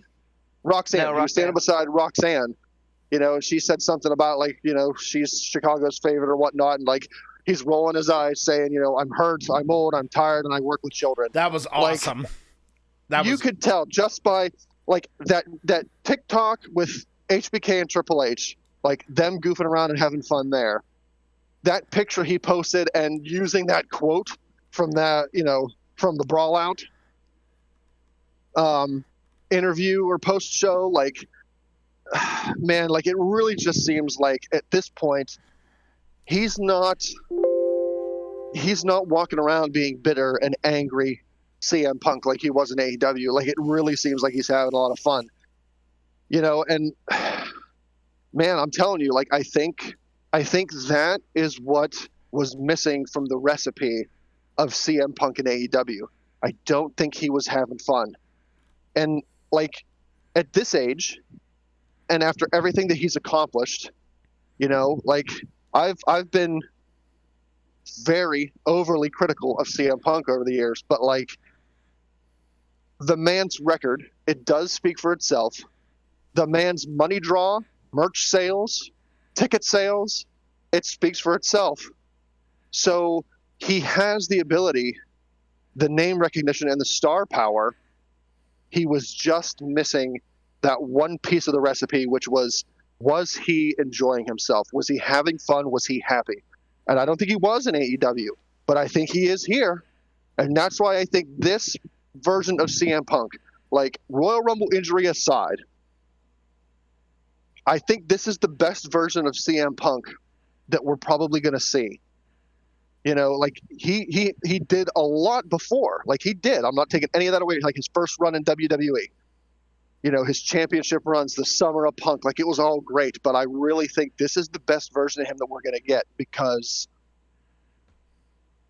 there's nothing for him to be upset about. He's not like working injured. He got injured, sure, but like he was able to take time off. But he was able to still be on screen. He was still able to make his presence felt. He was still able to work that storyline. And like, I just don't see any downside at this point with CM Punk and WWE. Like, I think this is going to be one of the best runs that we're going to see out of him. And I think, in no small part, it's because he's really enjoying what he's doing. He's happy. He's having fun. He enjoys the people he's working with. No one is, like Vince isn't around to be his old McMahon self. Triple H is no longer an active competitor. So there's not going to be any animosity there between Triple H and CM Punk. Like, Triple H is done. And there's no, childish EVPs running around causing problems. Like, it's a well-oiled machine at this point in WWE, and that's the kind of stability I think he needed. Like, I really do think that we are going to see some amazing, really good stuff. Like Beef said, especially leading up to, Survivor Series, if he wins that title, going into WWE, going into WrestleMania, when he defends against Rollins, like I really think it's going to be spectacular. I like, that was one of the best ways that I think we've gone about discussing the CM Punk of it all in WWE. It's awesome to see anybody really enjoying what they're doing and where they are. Mm-hmm. I had heard conjecture that when he went back to WWE, I almost said WWF, when he went back to WWE, that he's really just playing it up for social media, playing it up for, whatever, to go, look how much better it is over here, just to stick it to AEW. But man, the more that we hear about AEW and the more that like they were in that really big dip, they're coming out of it. Their storylines are great. It's really creative and everything. There's still a lot of things that I think need, the polish needs to be put on it. And they need to kind of hunker down and really focus on what they're doing. But to see Punk being this happy, this entertaining, doing those posts like that, where I saw the picture that you were talking about that you had mentioned with him, standing there, and it's like, I'm old, I'm hurt, and I work with children, like that kind of thing. Truly, I looked at that and I was like, that looks like the slate for a sitcom. Like it just looked like the slate for a sitcom. I love seeing it. I love seeing him be creative and work with people incredibly, incredibly well that you would think he would not be able to work with. That historically we'd be like, oh yeah, Punk's never going to work with them. Punk's never going to work with them. Punk's never going to work with them. And he's doing it. And by God, he's doing it real fucking well. So, all right. Are we getting a dissenting opinion? Which is fucking weird. I don't want. Okay, I'm not going to say dissenting opinion. I'm going to say much like, so my philosophy this year, and I think it's really panned out, has been to like live less vicariously, like taking pictures and shit like that. Like, yes, I know that memories are important, but like at the same time, I think of many times, many events where I've like lived through my phone taking the pictures. So like I got like 4 shots at Dynamite last night because like I it became just kind of a quantifiable like how much of my time am I and like during these things am I losing trying to get pictures that I'm probably not going to look at anyway. So like my philosophy right now is kind of living in the moment, right? Um and that's what I'm trying to do with CM Punk and WWE right now is just live in the moment. Because here's the thing. As somebody who loves AEW, who watches AEW pretty much religiously, and I don't think I've missed on buying a pay-per-view outside of World's End last year. Since I think I've missed one pay-per-view. I tried to stream it on a different site, and it kept fucking cutting out during the Moxley Kenny Omega match. And I was like, nope, I'm not going for this again. Like AEW has proven time and time again, it's worth spending my money on their pay-per-views, which hopefully in 2025 will be a little bit less. But all that being said, Punk was happy in AEW. I don't like he was a happy guy. He was helping a burgeoning brand. And like, let's not mince words. Since Punk has left AEW, they have been not hemorrhaging. They've been bleeding out. I think that their new media deal proves that they're not dead, and everyone's who's like, "Oh, AEW is dead." Like, no, man. AEW just cashed in on $185 million for the next 3 years, maybe 4, Yeah, I think they're far from dead. and that's not counting Shockwave, which allegedly is going to be either a Tuesday or a Thursday night show on Fox, which is an awesome fucking time slot on network TV. Thank fucking God, get me out of a fucking Saturday or a Friday time slot. That's again reportedly. Rumor has it anyway, because again, Shockwave not in any official capacity yet. But, all of that being said, Punk was happy there. He was helping For a time. I think he was happy there for the longest time. He was helping people. He was putting people over. Maybe not necessarily in the ring necessarily, but I think that he was helping people get over. I think he helped legitimize Darby.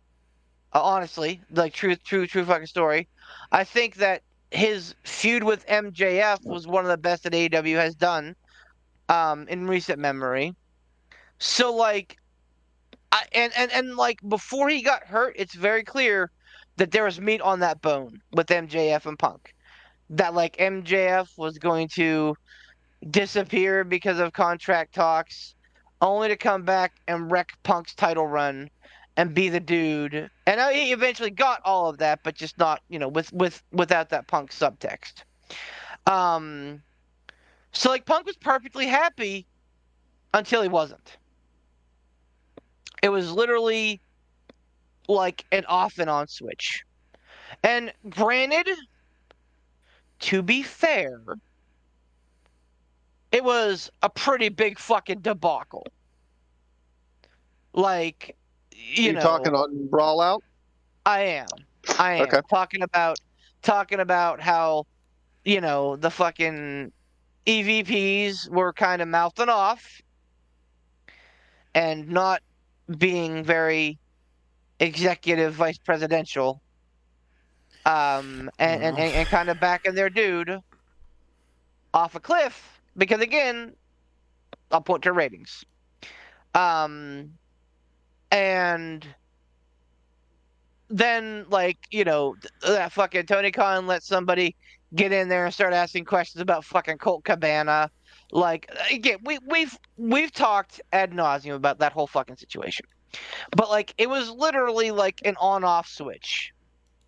Like one night made CM Punk go, fuck this place.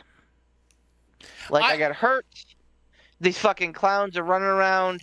clowning on me, and then his fucking dickhead the press conference is trying to get, up in my fucking grill about this whole Colt Cabana thing.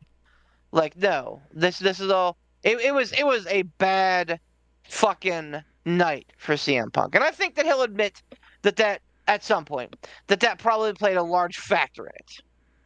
That like maybe if he hadn't gotten hurt, or maybe if the fucking EVPs weren't pricks, or maybe if the fucking Colt Cabana thing hadn't come up, maybe things would have turned out differently. But the fact that there was a perfect storm, a perfect shitstorm,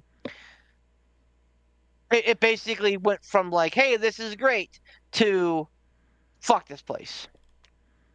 And again, they did their best to bring him back and make him happy.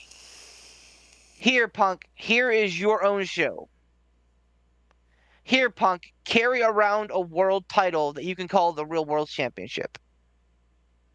Here, Punk, here's FTR, to the guys that you love doing business with, having a blast. And it worked for a while, again, until it didn't. Until, somebody that the EVPs are very fond of decide to draw a line in the sand and be like, nope, fuck this guy. And like that, the whole second situation I think was more silly than the first. The first one I understand a lot more. The second one was a lot of like, just fucking big ego men puffing their chest out and be like, fine, man, fuck you. Oh, fuck you. Fuck you. Like, it was a lot of silliness. The first But, one like- seemed like it was like a legitimate. The first one seemed like it was a legitimate fight. Right. Like, I mean, they had a legitimate fight in the locker room. The second one, like, I think the second one was all egos. Honestly, Yeah. like, Jack Perry had an ego on him. He spouted off at the mouth. Punk had an ego on him. He spouted up, back to Jack Perry, and it erupted from there. Like it was a who could puff out their chest, bigger because they had a bigger ego. And I'm still not convinced that like the buck didn't get in Jack Perry's ear. Jack Perry's a SoCal guy. The Bucks knew Jungle Boy before AEW. Like That I'm wouldn't not shock me. saying, I'm not saying collusion, but I'm saying collusion because if they're like, hey man, like really fucking needle this guy. Like remember fucking Happy Gilmore with the guy that Shooter pays that shows up and calls fucking Happy jackass a whole bunch of times, and then Happy eventually punches Bob Barker. Same shit.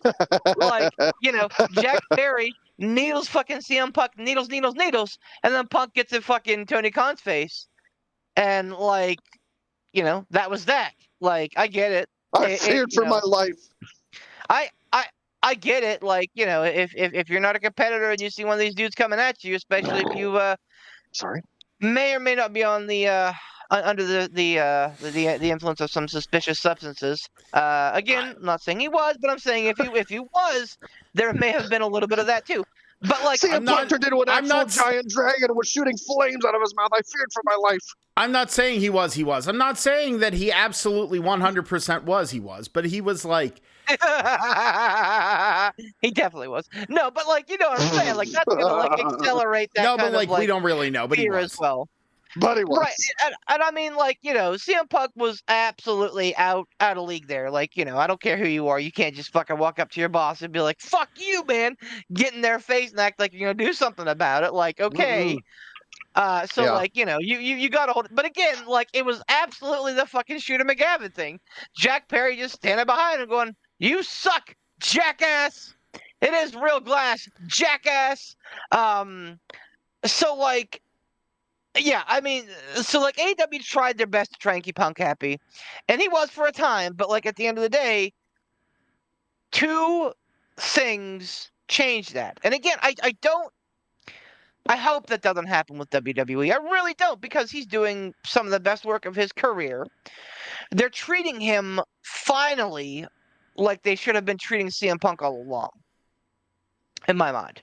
Like a fucking legend. Like they are treating him with a bunch of reverence, and like people are buying into that. And Is he still the best in the world? Probably not. Is he still really good in the ring? Not so much. Is he still great on the mic? Absolutely. The spirit is willing, as it were. But I hope it doesn't happen, but just knowing who Punk is, as a lifelong fan of Phil Brooks, as much as I'm enjoying the moment and living in the moment and hoping that they get through WrestleMania 41 without incident, I'm just waiting for the other shoe to drop. Do you Because still CM think Punk, it's a light the other switch shoe, flip away? Like, with him flipping out in WWE, like there was a light switch in AEW, like you said. Like he was happy until he wasn't, and it was a light But- switch. Like, do you think that's legitimate fear in WWE? I don't. If I may, Beef, Good. I don't. I truly don't. I think it would take something really cataclysmic in this case in WWE. I really do. And maybe that's me being my shucksy doodles optimistic poot. I know how volatile one Phil Brooks can be. But I just think he has enough say and input into what he does. He's working with people that seem to want to play ball with him. And he's getting paid sideways 8 money. Like, to have fun. That's the other thing. He's getting paid to have fun. And I understand you could go, well, that's what he was doing in AEW. But the thing is, he doesn't have the hurdles and everything. And I haven't heard word one about pandering to Punk. All these storylines he has been, and now all these storylines, but like the storylines he's been involved with and everything, he's been giving just as much as he's been able to be the shit talking voice of the masses that we all kind of know and love. He's been able to be CM Punk. He's been able to be like old man Logan CM Punk. He's able to do it. And he's able to like still have that chip on his shoulder, but have the wherewithal and the experience, and even have that at times, just a little tiny bit of the, I'm fucking tired, shut the fuck up. Like that kind of thing. You know what I mean? Like when he was in AEW, he was getting paid a shit ton of money to be in AEW and to be a draw. In WWE right now, he is being paid to be CM Punk. He is being paid to have fun. And I think that's the difference. And I think his attitude and hearing what people have been saying about him in the locker room, being a leader, being, present, being energetic, like imparting the things that he's learned. I think that it's comparing apples to VW bugs. Like you can't compare the two. Like you just can't. And again, I hope that is the case with everything. And it's so weird that like everyone else is on the other side of the table from me on this, given how much I love him. But I think that it's because of my reverence for CM Punk. I have a little bit of that fear. And, again, that's the other fucking half of this whole live in the moment thing, is that also means that, like, the anxiety is always there to, like, what if the fucking moment ends? Like, worried about next week, worried about next month, worried about next year. Like, sometimes living the moment ain't great. So, like, it's definitely a little bit of a juggling match deal. Ball juggling act is the word. God, he's having a stroke. I really went like full Ultron there. Never go full Ultron. So like I feel like I'm hoping and kind of fearing out of fear that like this is it, man. Like if Punk blows up backstage on Paul Triple H Levesque and like burns this bridge again, like that's that. Like Tony Khan's not gonna take him back after fearing for his life, Huh. you know. Um Although in wrestling, never say never. After losing Sting and once Bryan retires, like you never know. You never fucking know. But like I would think that getting Punk back to AEW would be a bigger deal than getting Punk back to WWE. And that's again, if you would have told me, fucking 3 years ago this, I'd have called you a damn liar. But like it's a weird time. Um, but yeah, like again, I hope, and again, like I absolutely believe in what I'm saying. That like I think that they have this chance to have him have a top flight angle going into WrestleMania, and get him his WrestleMania moment. Um, it's gonna be one where he loses ultimately, I think, with good reason because again, Seth Rollins is like your guy now. And again, I love CM Punk. He's always gonna be a draw, regardless. But like I think that the right move is getting Rollins the title over him at WrestleMania. I just feel like they need to get him his moment so that again you can say that they took advantage of CM Punk while they could. And again after WrestleMania 41, who knows? Like maybe he also does the Daniel Bryan retirement tour. And oh god, Bryan Danielson retirement tour. And just says fuck it, man. I want to wrestle a bunch of people that I've never wrestled before. Go out there and have bangers and have great feuds and great verbal collisions with people before, like, God willing, join the ranks of NXT. I'd love to see him down there imparting his wisdom because he's got so much experience, and I think that he could be a godsend to people.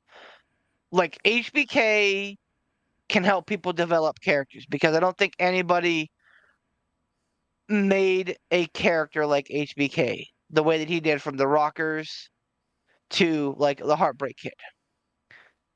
Punk's a guy that could help people develop mic skills down there and help them develop like that wit and that quickness and that charisma. And then you just get somebody to fucking help them wrestle, and then you got a fucking like school. Then you got the best in the world, I think. But all that said, I hope you're right. I hope that there's no impending doom here. And honestly, reading the tea leaves, I don't feel like there is. But again, it sometimes with Punk, it just takes one night. Yeah, I know, but I feel like he does not have it in him anymore to be to shoot himself in the foot with this. Is it possible that Punk actually kind of learned his lesson in AEW? Hear me out on this.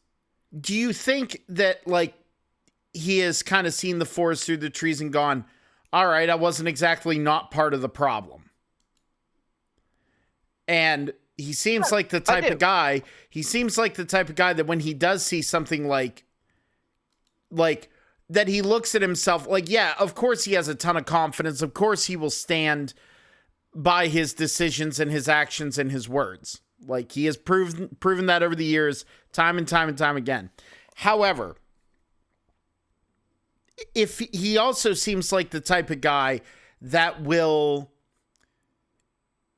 see something in himself that he goes, oh, okay, that's a problem. I need to work on that, or I need to fix it.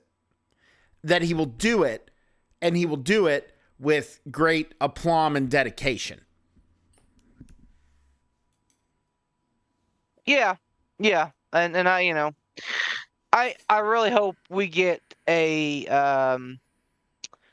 I really hope we get a CM Punk book at some point. I think that would be a fucking dissertation, man. I think that he has some shit to spew, and I would love to hear it. More than Agreed. fucking Corny or fucking Russo, fucking any of that shit. I think that he's got a lot of tea that eventually one day, hopefully, will hit the light of day in a very creative way, and hopefully make him a lot more money. Uh, Speaking of making money, AEW has a pretty lucrative deal in place that I mentioned before. Over the next 3 years, guaranteed, a fourth being an option of retaining WB as their Warner Brothers Discovery as their provider, Sure. including streaming directly to Max on Dynamite and Collisions, including pay-per-views on Max at a reduced price coming in 2025. Um, More importantly, men, guys, Guys. I think that they are fucking cooking right now. I am really digging this Moxley thing. And I get the feeling it's leading to something big. And I think that's going to be Shane McMahon. Oh, dude. Oh. If you look at the personalities involved, All right, I'm sorry. you know, I was dealing with some personal stuff, so I was muted and I had my volume turned down. What did you say about Shane McMahon? yeah. So like this whole spiel with Moxley right now, Moxley and Pac, Claudio and Marina Shafir, Doing what? like they are basically pulling in the old NWO. Like this ain't your company anymore. They're saying that Like to Tony Khan. that's kind of been their rhetoric, not necessarily to Tony Khan, but like to those who will listen. Very clearly trying to start a war with the Young Bucks and their ilk, the elite. But doing so in like a very like hostile takeover fashion. Very violent, very like this is happening. If you are in the way, you will get run over. And that's basically been their message to Danielson after putting a fucking plastic bag on his face and suffocating him at all at He's so Pete. all in. Was that all in? I think that was all in. Or all out. But like that was Mox's message. Like, dude, like if you like this, we tried to get you on board. You're very clearly not the man for it. You don't have the stomach for it because this is a war. You know, get out of the way or get run over. Like that's those are your options. And like he's talking about retiring the American Dragon in Tacoma, which would be fitting, Brian's home, etc. Blah blah blah. All that being said, um, it feels like it feels like they're not acting on. I mean, they are acting on their own volition, but it feels like they have like a powerful ally. And I believe that that's probably going to be Shane O'Mac. I think that we get some sort of a Shane O'Mac style, like, minority owner or some shit to like basically kind of nullify the young cucks and their influence on AEW and making them their EVPs useless. Obviously, all kayfabe, but like Sure. and I think uh I think it's fun. I think it's been brutal and I think it's been awesome. I think they need to be very careful because it does have a very dangerous retread of the NWO, which I think the Bullet Club did, which was great. Kind of an outside faction being like, "This is ours now. Like we're just Sure. doing this." Um, So like it's proven that it can be successful, that retreads do work if you are, really committed to it. I just it's a very difficult situation. I and here's where I'm at with it. Like let them cook. The old expression. I I am genuinely intrigued in what's happening next. Does Moxley actually beat Dragon next Saturday? Does that mean that this is the end of the American Dragon? Spoilers, I think yes and no on those questions respectively.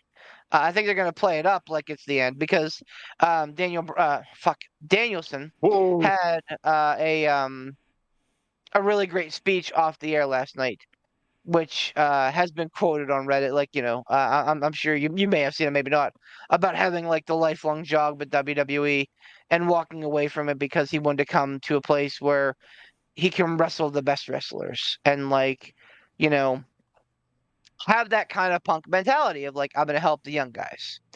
And like I think he's had the chance to do that. I think he's had the chance to like have a blast. But like the way that he makes it sound and like even Tony Khan, it was almost kind of like an homage. Like Like a what do you swan call song. it? Kind of like a eulogy, but like obviously like Brian was Mm. standing right beside him. Of like, how much we appreciate him and how much he's done for us and blah blah blah blah blah. So like I think that they're definitely angling towards Moxley beating Brian next week, next Saturday. Um which is a bummer because it's only a couple months into his reign. But again, I don't think and I think they're gonna play it up like that's the end of Danielson, but I think that eventually Danielson comes back and helps that. But the other thing, Helps Team WCW. yeah, but the other thing that is kind of weird in all this is that, like, in theory, you have Moxley's group, who are the Blackpool Combat Club, plus Pac and Marina Shafir, minus Danielson, and at this point, Yuta. That might be changing as far as Yuta goes. But, like, so, like, good guys that people liked that are now, like, leaning very heelish. And I don't think that they're like overtly trying to be heels, but like what they're doing is making them seem like heels. But I think the greater good here is that they're rallying against, the tyranny of the EVPs, the Bucks, and fucking, Jack Perry, and like what they're doing. Like they're trying to rally the cause against that. So like they too, the elite, are also heels. So, like, when push comes to shove here, like, I don't know how that's all going to sift out. And if Danielson does come back after, the feigned retirement, like, him helping the elite, that'd be fucking weird, right? Like, I don't know. There's a lot of, much like the Judgment Day thing, there's a lot of moving pieces in this, but I'm definitely letting them cook because I think that they got something really exciting here. And I think done well, the involvement of Shane McMahon could be really fun, really good, and really special. But you Bless you. package that, like, that was a cough, but I appreciate it. Oh, But well, you package that into their in with their the women's division growing and becoming the best in the world. And having, the best wrestlers. Okada, Osprey, Ricochet to some degree, Kenny Omega, like uh, having all of these pieces, having the youth movement, your Jack Perry's, your MJFs, your really Yutas, your Sammy Guevara's, having so much young talent Darby Allin, ready to break through and be that next generation. I think and you know, obviously all of that was enough to make WB go, okay, here's a whole bunch of fucking money. Keep doing it. And again, I'm here for it. I think that this is going to be. I think that this could be like a turning point. So I do wanna pinpoint touch on the Moxley stable with the unnamed benefactor, theoretically Shane McMahon. You said that, you know, at this point Moxley and his group are heels, yes? Oh, yeah, decidedly. So like but yes and no, because again, I'll say it again, and I said it tongue in cheek last night to Sean about faces and heels being so, you know, last fucking century, like being very gauche. And to a degree, I believe that, because when the NWO came out, they were heels, right? Clearly, but they drew a lot of fucking water for WCW. Everybody yeah. thought they They were were fucking cool. bees knees, right? And I think that that's the same kind of like impact I get from Moxley stable, to where it's not like bad guys for the sake of being bad. They're bad guys because they believe in a better purpose and they're going to make that happen however that is. So I wouldn't even say bad guys. I would say anti-heroes. So I think they would have to be, especially if AEW brings in Shane McMahon. I don't see a world where I can only imagine that WWE owns the rights to the Here Comes the Money theme. They're not going to give that up, I don't think. So do you think? I mean, Well, I don't could know see who does them. I could see Hunter playing ball with that. Like Really? I don't know who did that theme. So In any like, case, well, let's just say, like I guess that's not the nitty gritty detail that I need to focus on. Let's just say, for the sake of it, you hear in AEW the "Here Comes the Money," and Shane McMahon comes out doing the Shane O'Mac dance. I don't see a world where the crowd doesn't erupt. Like, that's gonna be a massive pop. Like, I really do. Anytime Shane McMahon ever came back, there was a massive pop. Like, it was huge, you know, for a guy who, for all intents and purposes, like, wasn't a professional wrestler in the term of like how everybody else was a professional wrestler. He did his best, but like, he got a massive pop. Shane McMahon was very popular. He always seemed to come off as very likable too. I think there has to be that blurring of the lines.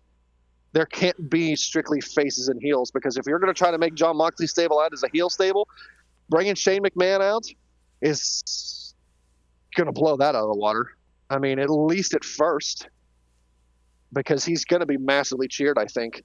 You know, especially among the AEW crowd. Like, he's not going to be seen as like, oh my gosh, it's Vince McMahon's son, the devil, the villain, boo him. Like, I think it's going to be seen more as oh my gosh, it's Shane McMahon in AEW. I never thought I'd see a McMahon in AEW. Like, it's going to be okay, especially after but the last documentary, because he did come off as so likable and so wholesome. Comparatively. hold off for a minute. Hold off for a minute on that. Uh-huh. Yeah, all right. Let's put that documentary and stow it for a minute. Prior to the documentary, how did the wrestling public on whole feel about Shane McMahon's last trip around the sun in WWE? well, they got sick of him. pretty resentful, right? He Well, basically they. won the Best in the World tournament, Mhm. and then only to win a main event, a WrestleMania match against The Miz, and then uh book himself into the fucking like final four of the Royal Rumble when Right, he but shouldn't have been. right. No, I'm not disagreeing at all with any of that. But what I'm saying is that when he came back for that run, it was a massive pop. Like, go back and watch whenever Vince was presenting Stephanie with that like award or whatever, and Shane McMahon came out, and it was like shock. It was a massive eruption of the crowd. Like, they remembered him and they loved it.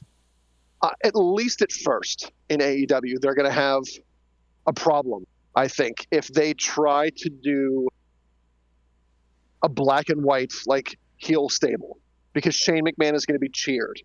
They're going to have to do some work, I think, to get Shane McMahon booed. I'm not saying that they can't. I'm not saying that he's going to be a fan favorite and a face forever. Initially, I think it's going to be a massive pop. People are going to love it. They're going to love to see Shane in AEW. Dear Lord in heaven, McMahon. It's going to be a big pop at the moment. They can work it. They can, I'm sure, do things to turn the crowd against him. It happened before. It can happen again for sure. But I think that if the lines are blurred, I think it works more in their favor, especially upon the initial introduction of Shane, because I think that cheer is going to be there. I just don't see Shane McMahon's music hitting and him coming out and everybody booing. I mean, I really just don't. So I'll say this too, because what was that? Hey, What it's a happened? coin bird. Coin bird. I'll say this too. I think a lot of people felt the same way about Kazuchika Okada. They're like, how are they going to get him over as a heel? And I don't know that they have completely yet. But I think that people are buying into the whole thing. And I'll tell you this. He is having the time of his life as a heel, as a shit-eating heel right now. He's having a blast. He's having so much fucking fun with it. He was mimicking Danielson's yes chant last night, and just big fucking doofy smirk on his face. Sean, and again, props to Sean. He's my he's got the one to AEW with me last night. Obviously, you guys know him, but he said that Kazuchika Okada is a comedy wrestler trapped in the body of the greatest and one of the greatest in the world. And I had to fucking laugh because Yeah. that feels so accurate, because he's having so much fun being stupid and goofy and having these goofy bits. And he can just fucking turn on a dime and give you a fucking banger. So I I think that for the most part, AEW's fans are pretty fucking smartened up. Smart with a capital S. In saying that, they're like, okay, I respect the fuck out of this guy, but also I'm supposed to boo him, so I'm going to do that. Yeah. And again, I honestly think the vibe that they're going for is anti-hero. To the point where, yes, people are booing them now because of what they're doing to Danielson, but eventually people are going to be like, boy, this is fucking cool. And they're doing work, and they're fighting the fucking EVPs who have been fucking just, jogging it lately. So, again, I'm going to use the phrase, I'm going to let them cook. Because it's very fun. And again, I honestly feel like we're kind of turning a corner. With the last couple all-ins being hugely successful across the pond, and the quality of pay-per-views that AEW puts out. Like, do they do some shotgun booking? Uh-huh. Like, did Danielson and Okada that happened like over the course of like 3 days come out of nowhere? Sure did. Was I thankful? Absolutely. As someone who was there to see it, like, my God, I'm so thankful I got the chance to see that match live. But like, yes, they have to still do some shotgun booking. And is there some fucking problems? Absolutely. There are guys on that roster who need to be features that aren't being featured, and that's, I think, indicative of wrestling in general. That there are always going to be those guys that were like, what the fuck are they doing? Why aren't you using them? Mm-hmm. Joe Hendry for the longest time couldn't catch a fucking break until he fucking exploded into a viral meme sensation. So like, I think that's the way of things. But like, wrestling in general right now, I have not been more positive about both companies in a long time. Yeah. Both of these situations, I can say, I think that they're aimed the right way, and I think at this point it would take something egregious, to fuck it up. Again, not saying it can't happen, because again, like I absolutely think the fucking brawl out, brawl in, that fucking 2-year period stunted AEW's growth. They should be a lot farther along than they are now. But like that's a growing pain, and luckily they were able to make it through their fucking growing pain. Yeah. Some companies like WCW didn't. Like when they fucking rebooted the rosters and they, that whole fucking thing, like oh, they tried, oh, they failed, and oh, they died. Yeah. No, I don't. I don't think AEW is anywhere near being in jeopardy of that. Like the Punk situation and the fallout from that, it's a bump. It's a bump on the road. Yep. It might have been a bump felt by the entire car. Yep. Probably knocked them out of alignment a little bit, Yeah, but like a death blow, no. I mean, I think a lot of the WWE stands, want to think like, well, you fucked Punk in that situation and you botched it. Now Punk's in WWE and they're going to put you under. Like, I don't. There's not a chance in the world that something like that happens. It was a bump in the road. It was a black eye. But AEW is going to recover. I truly believe they're on their way to recovery at this point. I mean, I think they've been in recovery for a while. Like, there's no jeopardy of AEW like folding, going under, or going the way of WCW. That's just not going to happen. And like you said, I'm really excited. Real quick, that's why I'm really excited about this fucking Max deal, because now people will be able to watch on Max, and all the fucking ETH stands won't be able to go, oh, look at the ratings, they're going down, they're going up. Oh, the ratings. Like, okay, but like, when is that to take effect? 2025. Oh, okay.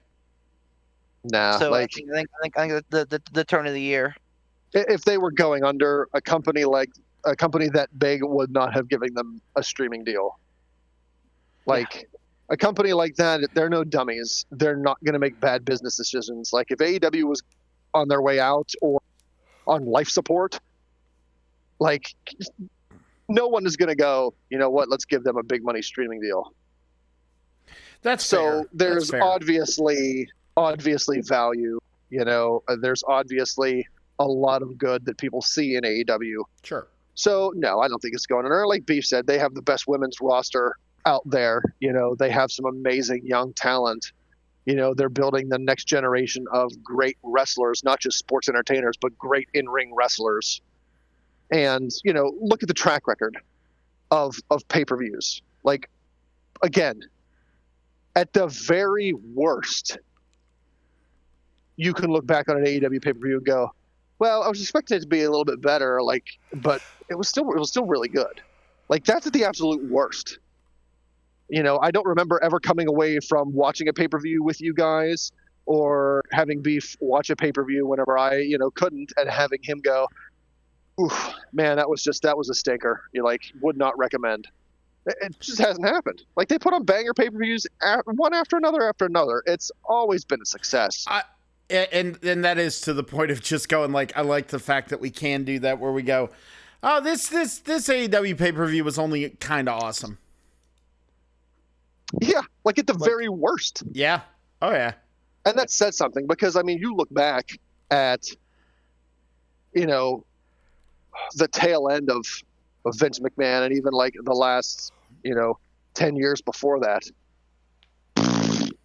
Man, like we would just pay-per-view after pay-per-view. At the very best, as Poot says, I was whelmed. Like that was the very best that we gave WWE. We shot on their pay-per-views a lot.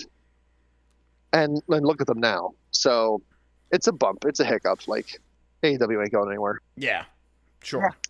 Absolutely. They're rock solid. Before we quit, is there a Stump the Chubs? Maybe. Is there a chump stumper? Let me see. I'm sorry. I've been sitting here the last, I've been listening, but I've been sitting here the last, 15 minutes just kind of fading like an asshole. I'm like, I hear you. I'm like, I'm just like, ugh. Telling you what, Struggle man, Bears. I've got myself on like a normal person schedule where I'm going to sleep and resting normally and waking up feeling refreshed and good. I don't know what the fuck is going on with me. Getting old. Okay. So we do, but we only have one.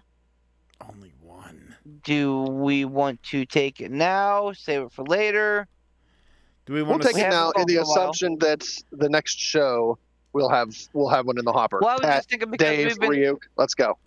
we have been going for a while too. So like, I want to bang one out. Let's do it. Come on. All Muster right. the strength. Poot, you in for it? yeah, I'm fine. All No, right. I'm good. I'm good, man. of course- I'm good. From the Mid-Card yeah. Maniac, who else? All right. Since we had such a great Four Corners match with Drew and Punk, at which WrestleMania was there a Four Corner match for a title and who won? Oh Lord. I feel like this was Mania. I feel like this was a Cena bit. No, that I wouldn't think you're shock me. right. But unfortunately, this is like I think during the blind spot of my WrestleManias. Like the 20s, if we're not talking if we're not talking 20, 21, 24, sometimes 29, I don't really know it too much. Because Are we talking a four corners like touch each corner? I'm sorry, Beef. I didn't mean to. yeah, like a strap touch four corners match, right? All right, we'll see. Like that because like the first thing that popped into my head was like a 4-person tag match. No, because he referenced Drew and Punk, so When was Right. Cena Umaga's? Was that a Mania? No, that wouldn't have been a Mania. no, Boy. Was it Cena and Dave, maybe? I don't recall that being a stiff on the Cena and Batista match, though.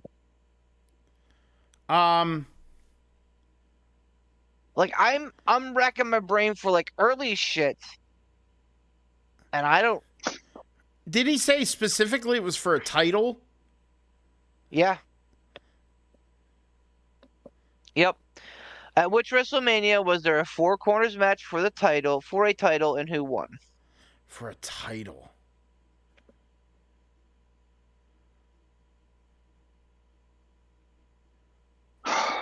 Oh, wait a minute. There was one at WrestleMania 12. Wasn't there? Okay. There was one at 12 because was it?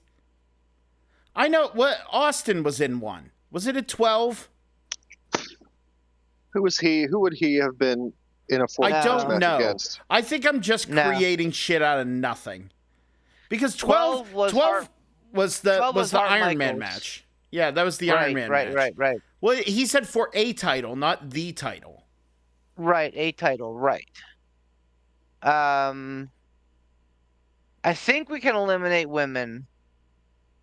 Out of context, that's terrible. Um, I don't think it's tag. So I think we're talking either one of the big straps or one of the mid cards.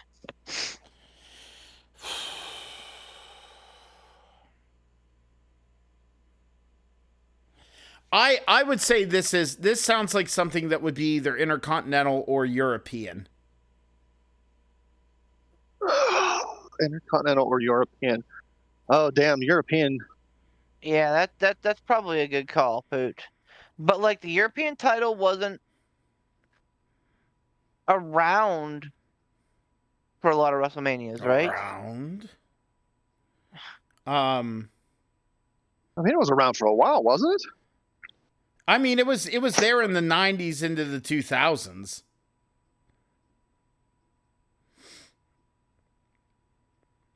I don't know, man. Like you have the more encyclopedic knowledge. I'm just true. spitballing here. But I'm telling you, like I can't.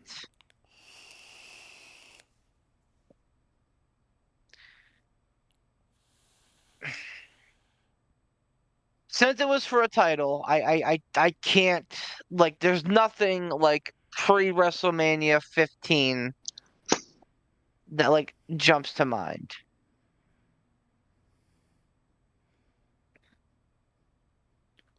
This is a good fucking question. It's a great question, yeah. So I'm saying I think it was a product of like the 20s.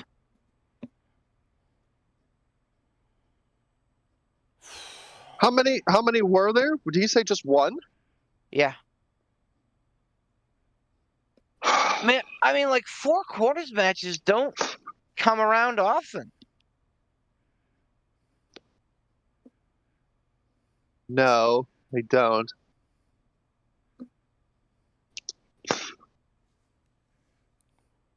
So Now, okay, so answer me this. Mhm. Have there been strap matches that weren't 4 corners matches? Like, have there been strap matches that were like pinfall submission? At WrestleMania you're talking? Well, I guess I'm just talking right now in general. Yeah, oh yeah. Oh my God, there have been a ton of strap matches that had nothing to do with the 4 corners stipulations. And did he say it was at WrestleMania or no? He did. He said which WrestleMania, and again I'll quote the question. At which WrestleMania was there a 4 corners match for a title, and who won?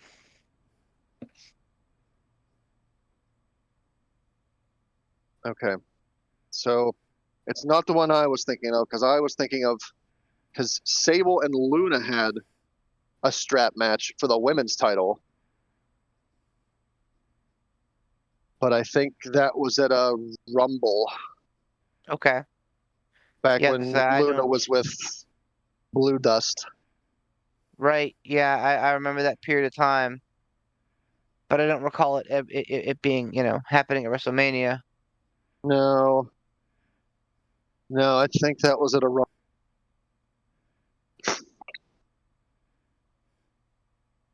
Fuck. And like he's got me at a good time of year too, because my mind is not at all at on WrestleMania right now. So like I haven't even begun to think about like watching any recently. So this is like the apex. This is like the pinnacle of the time.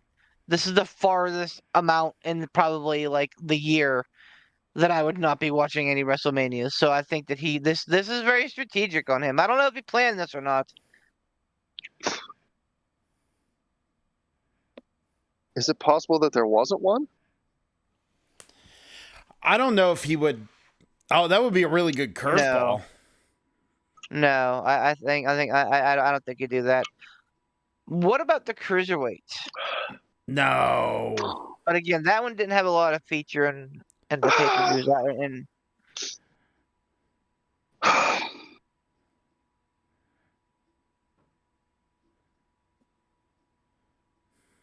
I can remember a bunch of strap matches, but I don't necessarily know that they were at Mania or for a title. They were because Cena Umaga I don't think was a four corners a four corner, right? match. I don't think it was at Mania.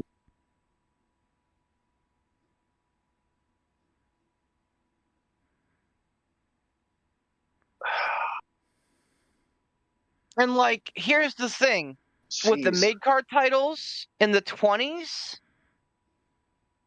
they weren't defended ever because of Money in the Bank. Because all the mid carders were usually wrapped up on Money in the Banks. Right. I'm not gonna say definitively, but like for the most part, uh, and like I can't think of a world title match or a WWF WWE title match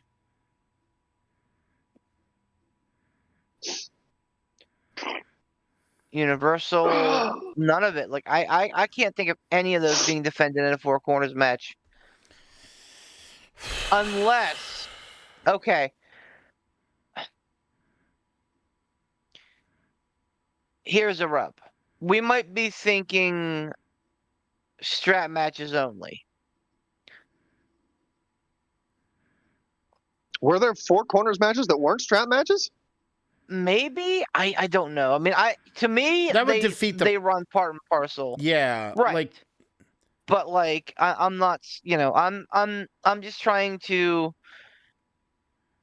I'm just trying to figure things out, and I'm trying to throw some things out at you guys to hopefully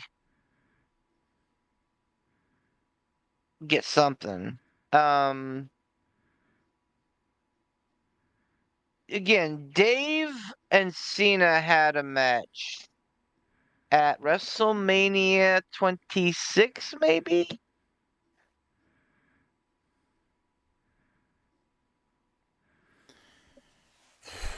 And I think that was the night after that Batista came out and quit.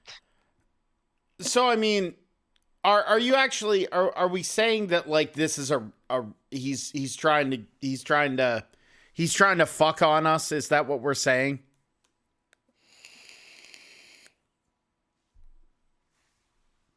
I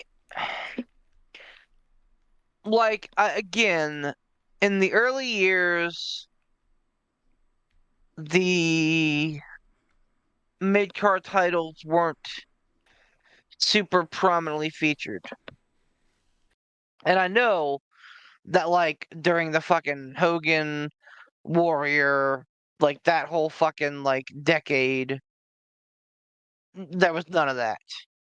Um, Savage, etc. I don't think it was New Gen unless Putin might be onto something with like maybe the European, Triple H, maybe China. Wait, hold on. I might be Read touching on a his thread question here. again. Because I think I'm sorry about the burp. I might be thinking myself into a box. Read the question again. Here's the whole thing. Since we had such a great four corners match with Drew and Punk, at which WrestleMania was there a four corners match for a title, and who won? Now, I just got to thinking, wasn't there a time where I think it was Triple H as like heel Triple H, like DX, but maybe DX Triple H, where China carried him around and got the corners for him? That may have been against Owen Hart. I But like, I can't think of a WrestleMania that would have occurred at. Now, here's maybe I'm overthinking this, but like four corners matches, there have been a few different types. Like we're thinking four corners match because he referenced this one. Right. He referenced Punk and Drew as in touching the corners. He Right. referenced that match, but there have been four corners. They have called them four corners matches before, where it has been like one person or one team in each corner. Right. Like there was a WrestleMania for tag titles, and it was called a four corners match, and it had like APA, Dudley Boys, maybe Hardy's, Billy and Chuck. That was at a WrestleMania. Right. That was called a four Right. corners match, but it wasn't touching the corners. It was like four teams, one team in each corner, and it was an elimination tag team match. Yeah, I agree. And Billy and Chuck won that. That's for the So WWE Tag Team titles. Or wait, the fucking Dudleys win that shit. Well, Because I know that exact match that you're talking about. Right. I mean, the thing is, like, so do you think that's the way he's trying to fuck on us? Yeah. I do. I think because I've been sitting here racking my brain, and like I know quite a bit about WrestleMania. And again, it's possible that this isn't a blind spot. Fucking like WrestleMania 22 or fucking like WrestleMania like I don't know 26 or 25. It's possible that this might be in the ones that I just fucking skip every year for whatever fucking reason. But like I can't recall a main event belt ever being defended in like a four corner strap match. No. I can't and recall again, a mid card. he didn't say title. four corners strap match. He just said Right. four corners match. Right. So I think that you're onto something to where he is trying to get us Like it's wordplay. right. Agreed. I think you're correct about that. But here's the other side of that though. At that very same WrestleMania, didn't they do another like four corners tag team match with four Raw teams? No, I'm thinking about WrestleMania. I think that was 20. Yeah, 20 had two bouts of four teams each. Balls.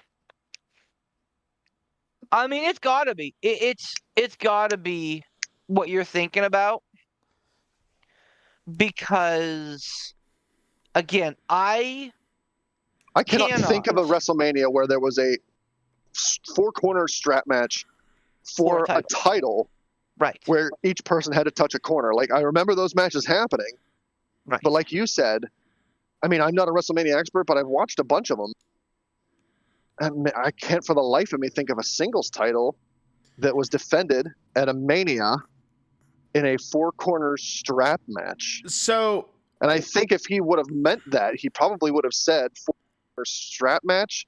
Like I think he's tripping us with wordplay. Maybe he's trying to fuck on us. Yeah. Like I said, the only thing I very vividly remember is China carrying Triple H around and like hitting the corners for him. I do remember that. Wasn't that been, that was on a Raw, wasn't it? Maybe. I remember Owen Hart being on the other side of it because that was a great feud. But yeah, I can't place that in a timeline of WrestleManias. Because WrestleMania 12 is where Triple H got buried by the Warrior. 13, I think Owen was injured. Or Triple H was injured, one of the two. And then 14 was the night before DX really became, the good guys. So like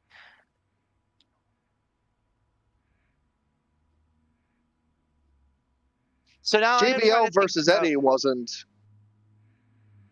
That wasn't at a Mania. No. That wasn't at a Mania. Nope. So now I'm trying to think about Ransom's line of thought. Like, what other what have they billed as four corners matches? Um,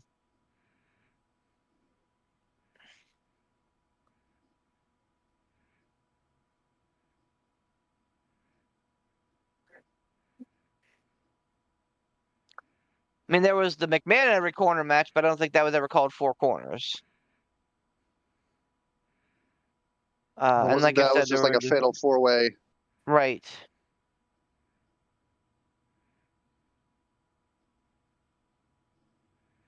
Do you remember what WrestleMania that match would have happened at Ransom? That the four corners tag team match.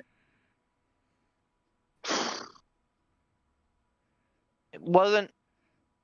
So that time frame would have been like right around Ruthless Aggression era. It wasn't 20 because 20 had the aforementioned like the four teams for Raw, four teams for SmackDown. I don't think they called those four corners matches.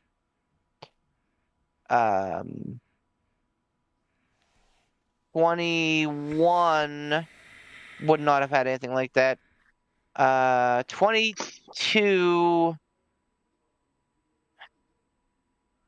I feel like 22 is even too late. So like it may have been 18, I mean, they all would have been there at 18. right?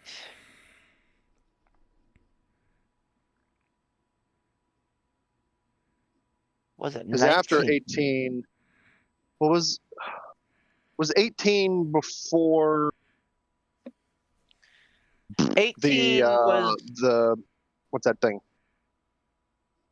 the The buyout. WCW, ECW. It was like- after that because that all happened. I think between 17 and 18. Yeah, Oh, did because it? X7. Yeah, that X7 was when the Shane O'Mac and the WCW wrestlers were in the skybox, and then 18 we had Hogan versus Rock. Okay.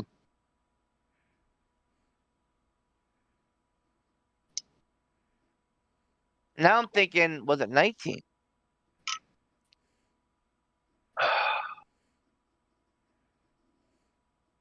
Which is weird because 19 is one of my favorites.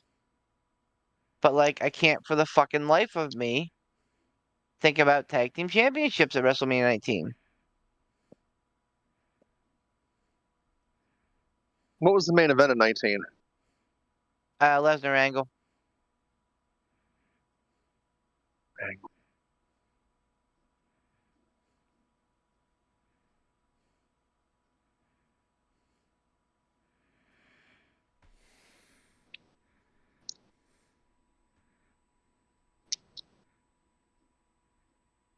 So Billy and Chuck would have happened after the WCW thing because Chuck Palumbo Right. came in with WCW. Right. So that would have been after 17. Right. And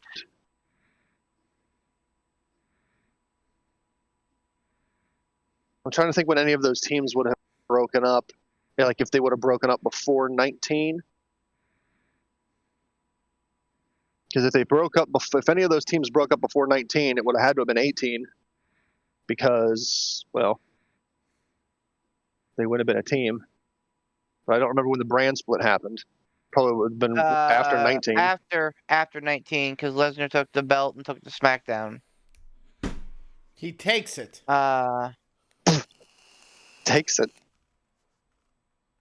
Okay. So you're thinking that.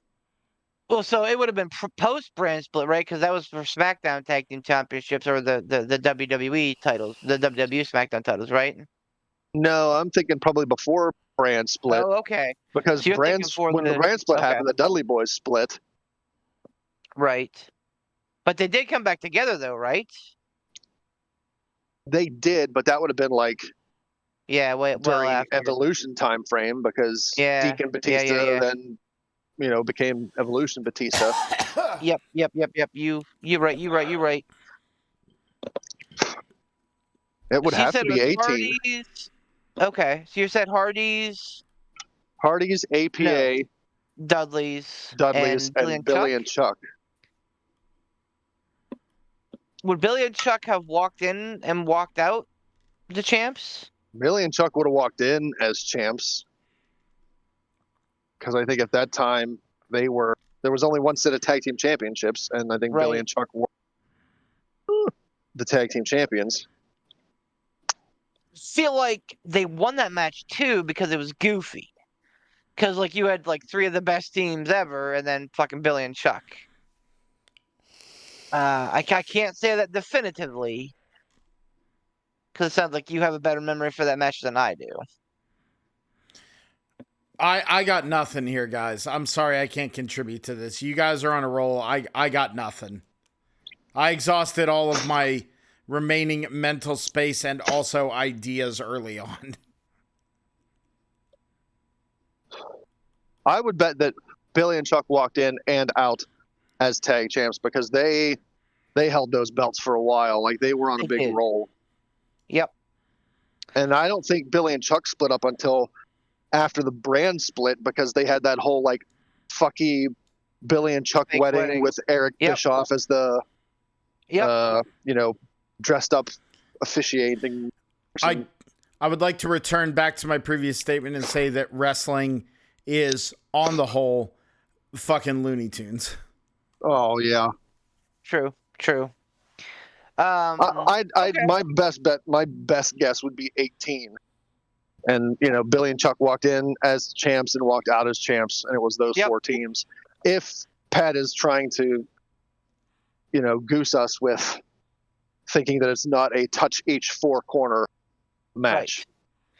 Right. And again, like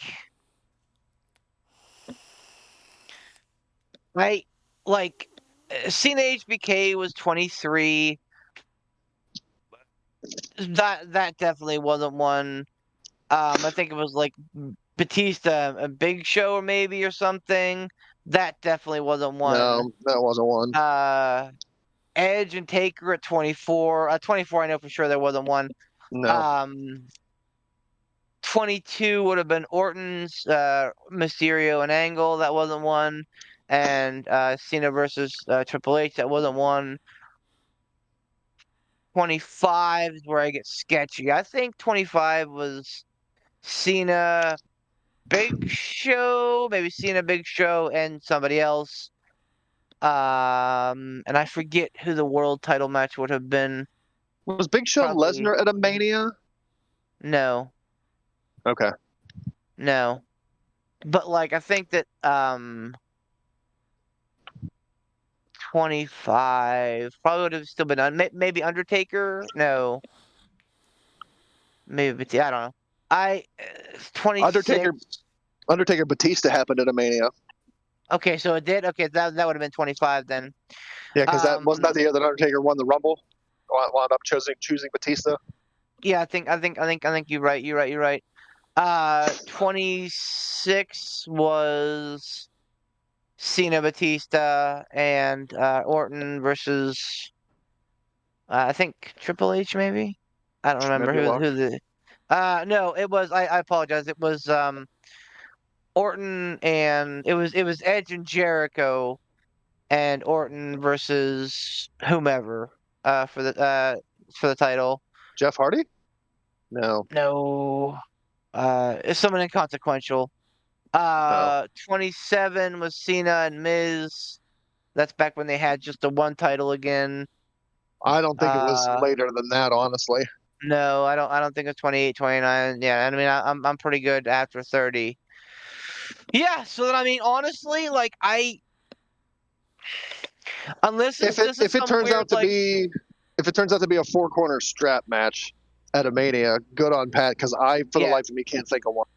Yep, and I'm trying Even to for think like a about- tag title, I can't think of a Yeah. I don't think there ever was a four strap match for a tag title.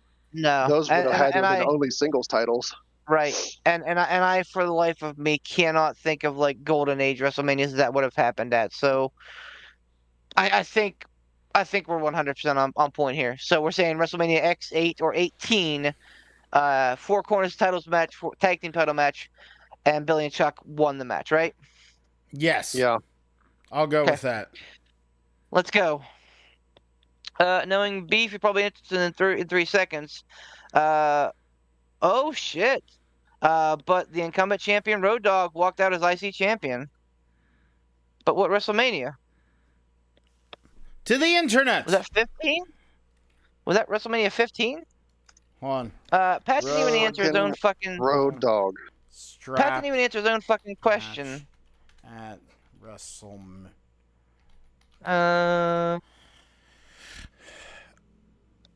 Four corners elimination match,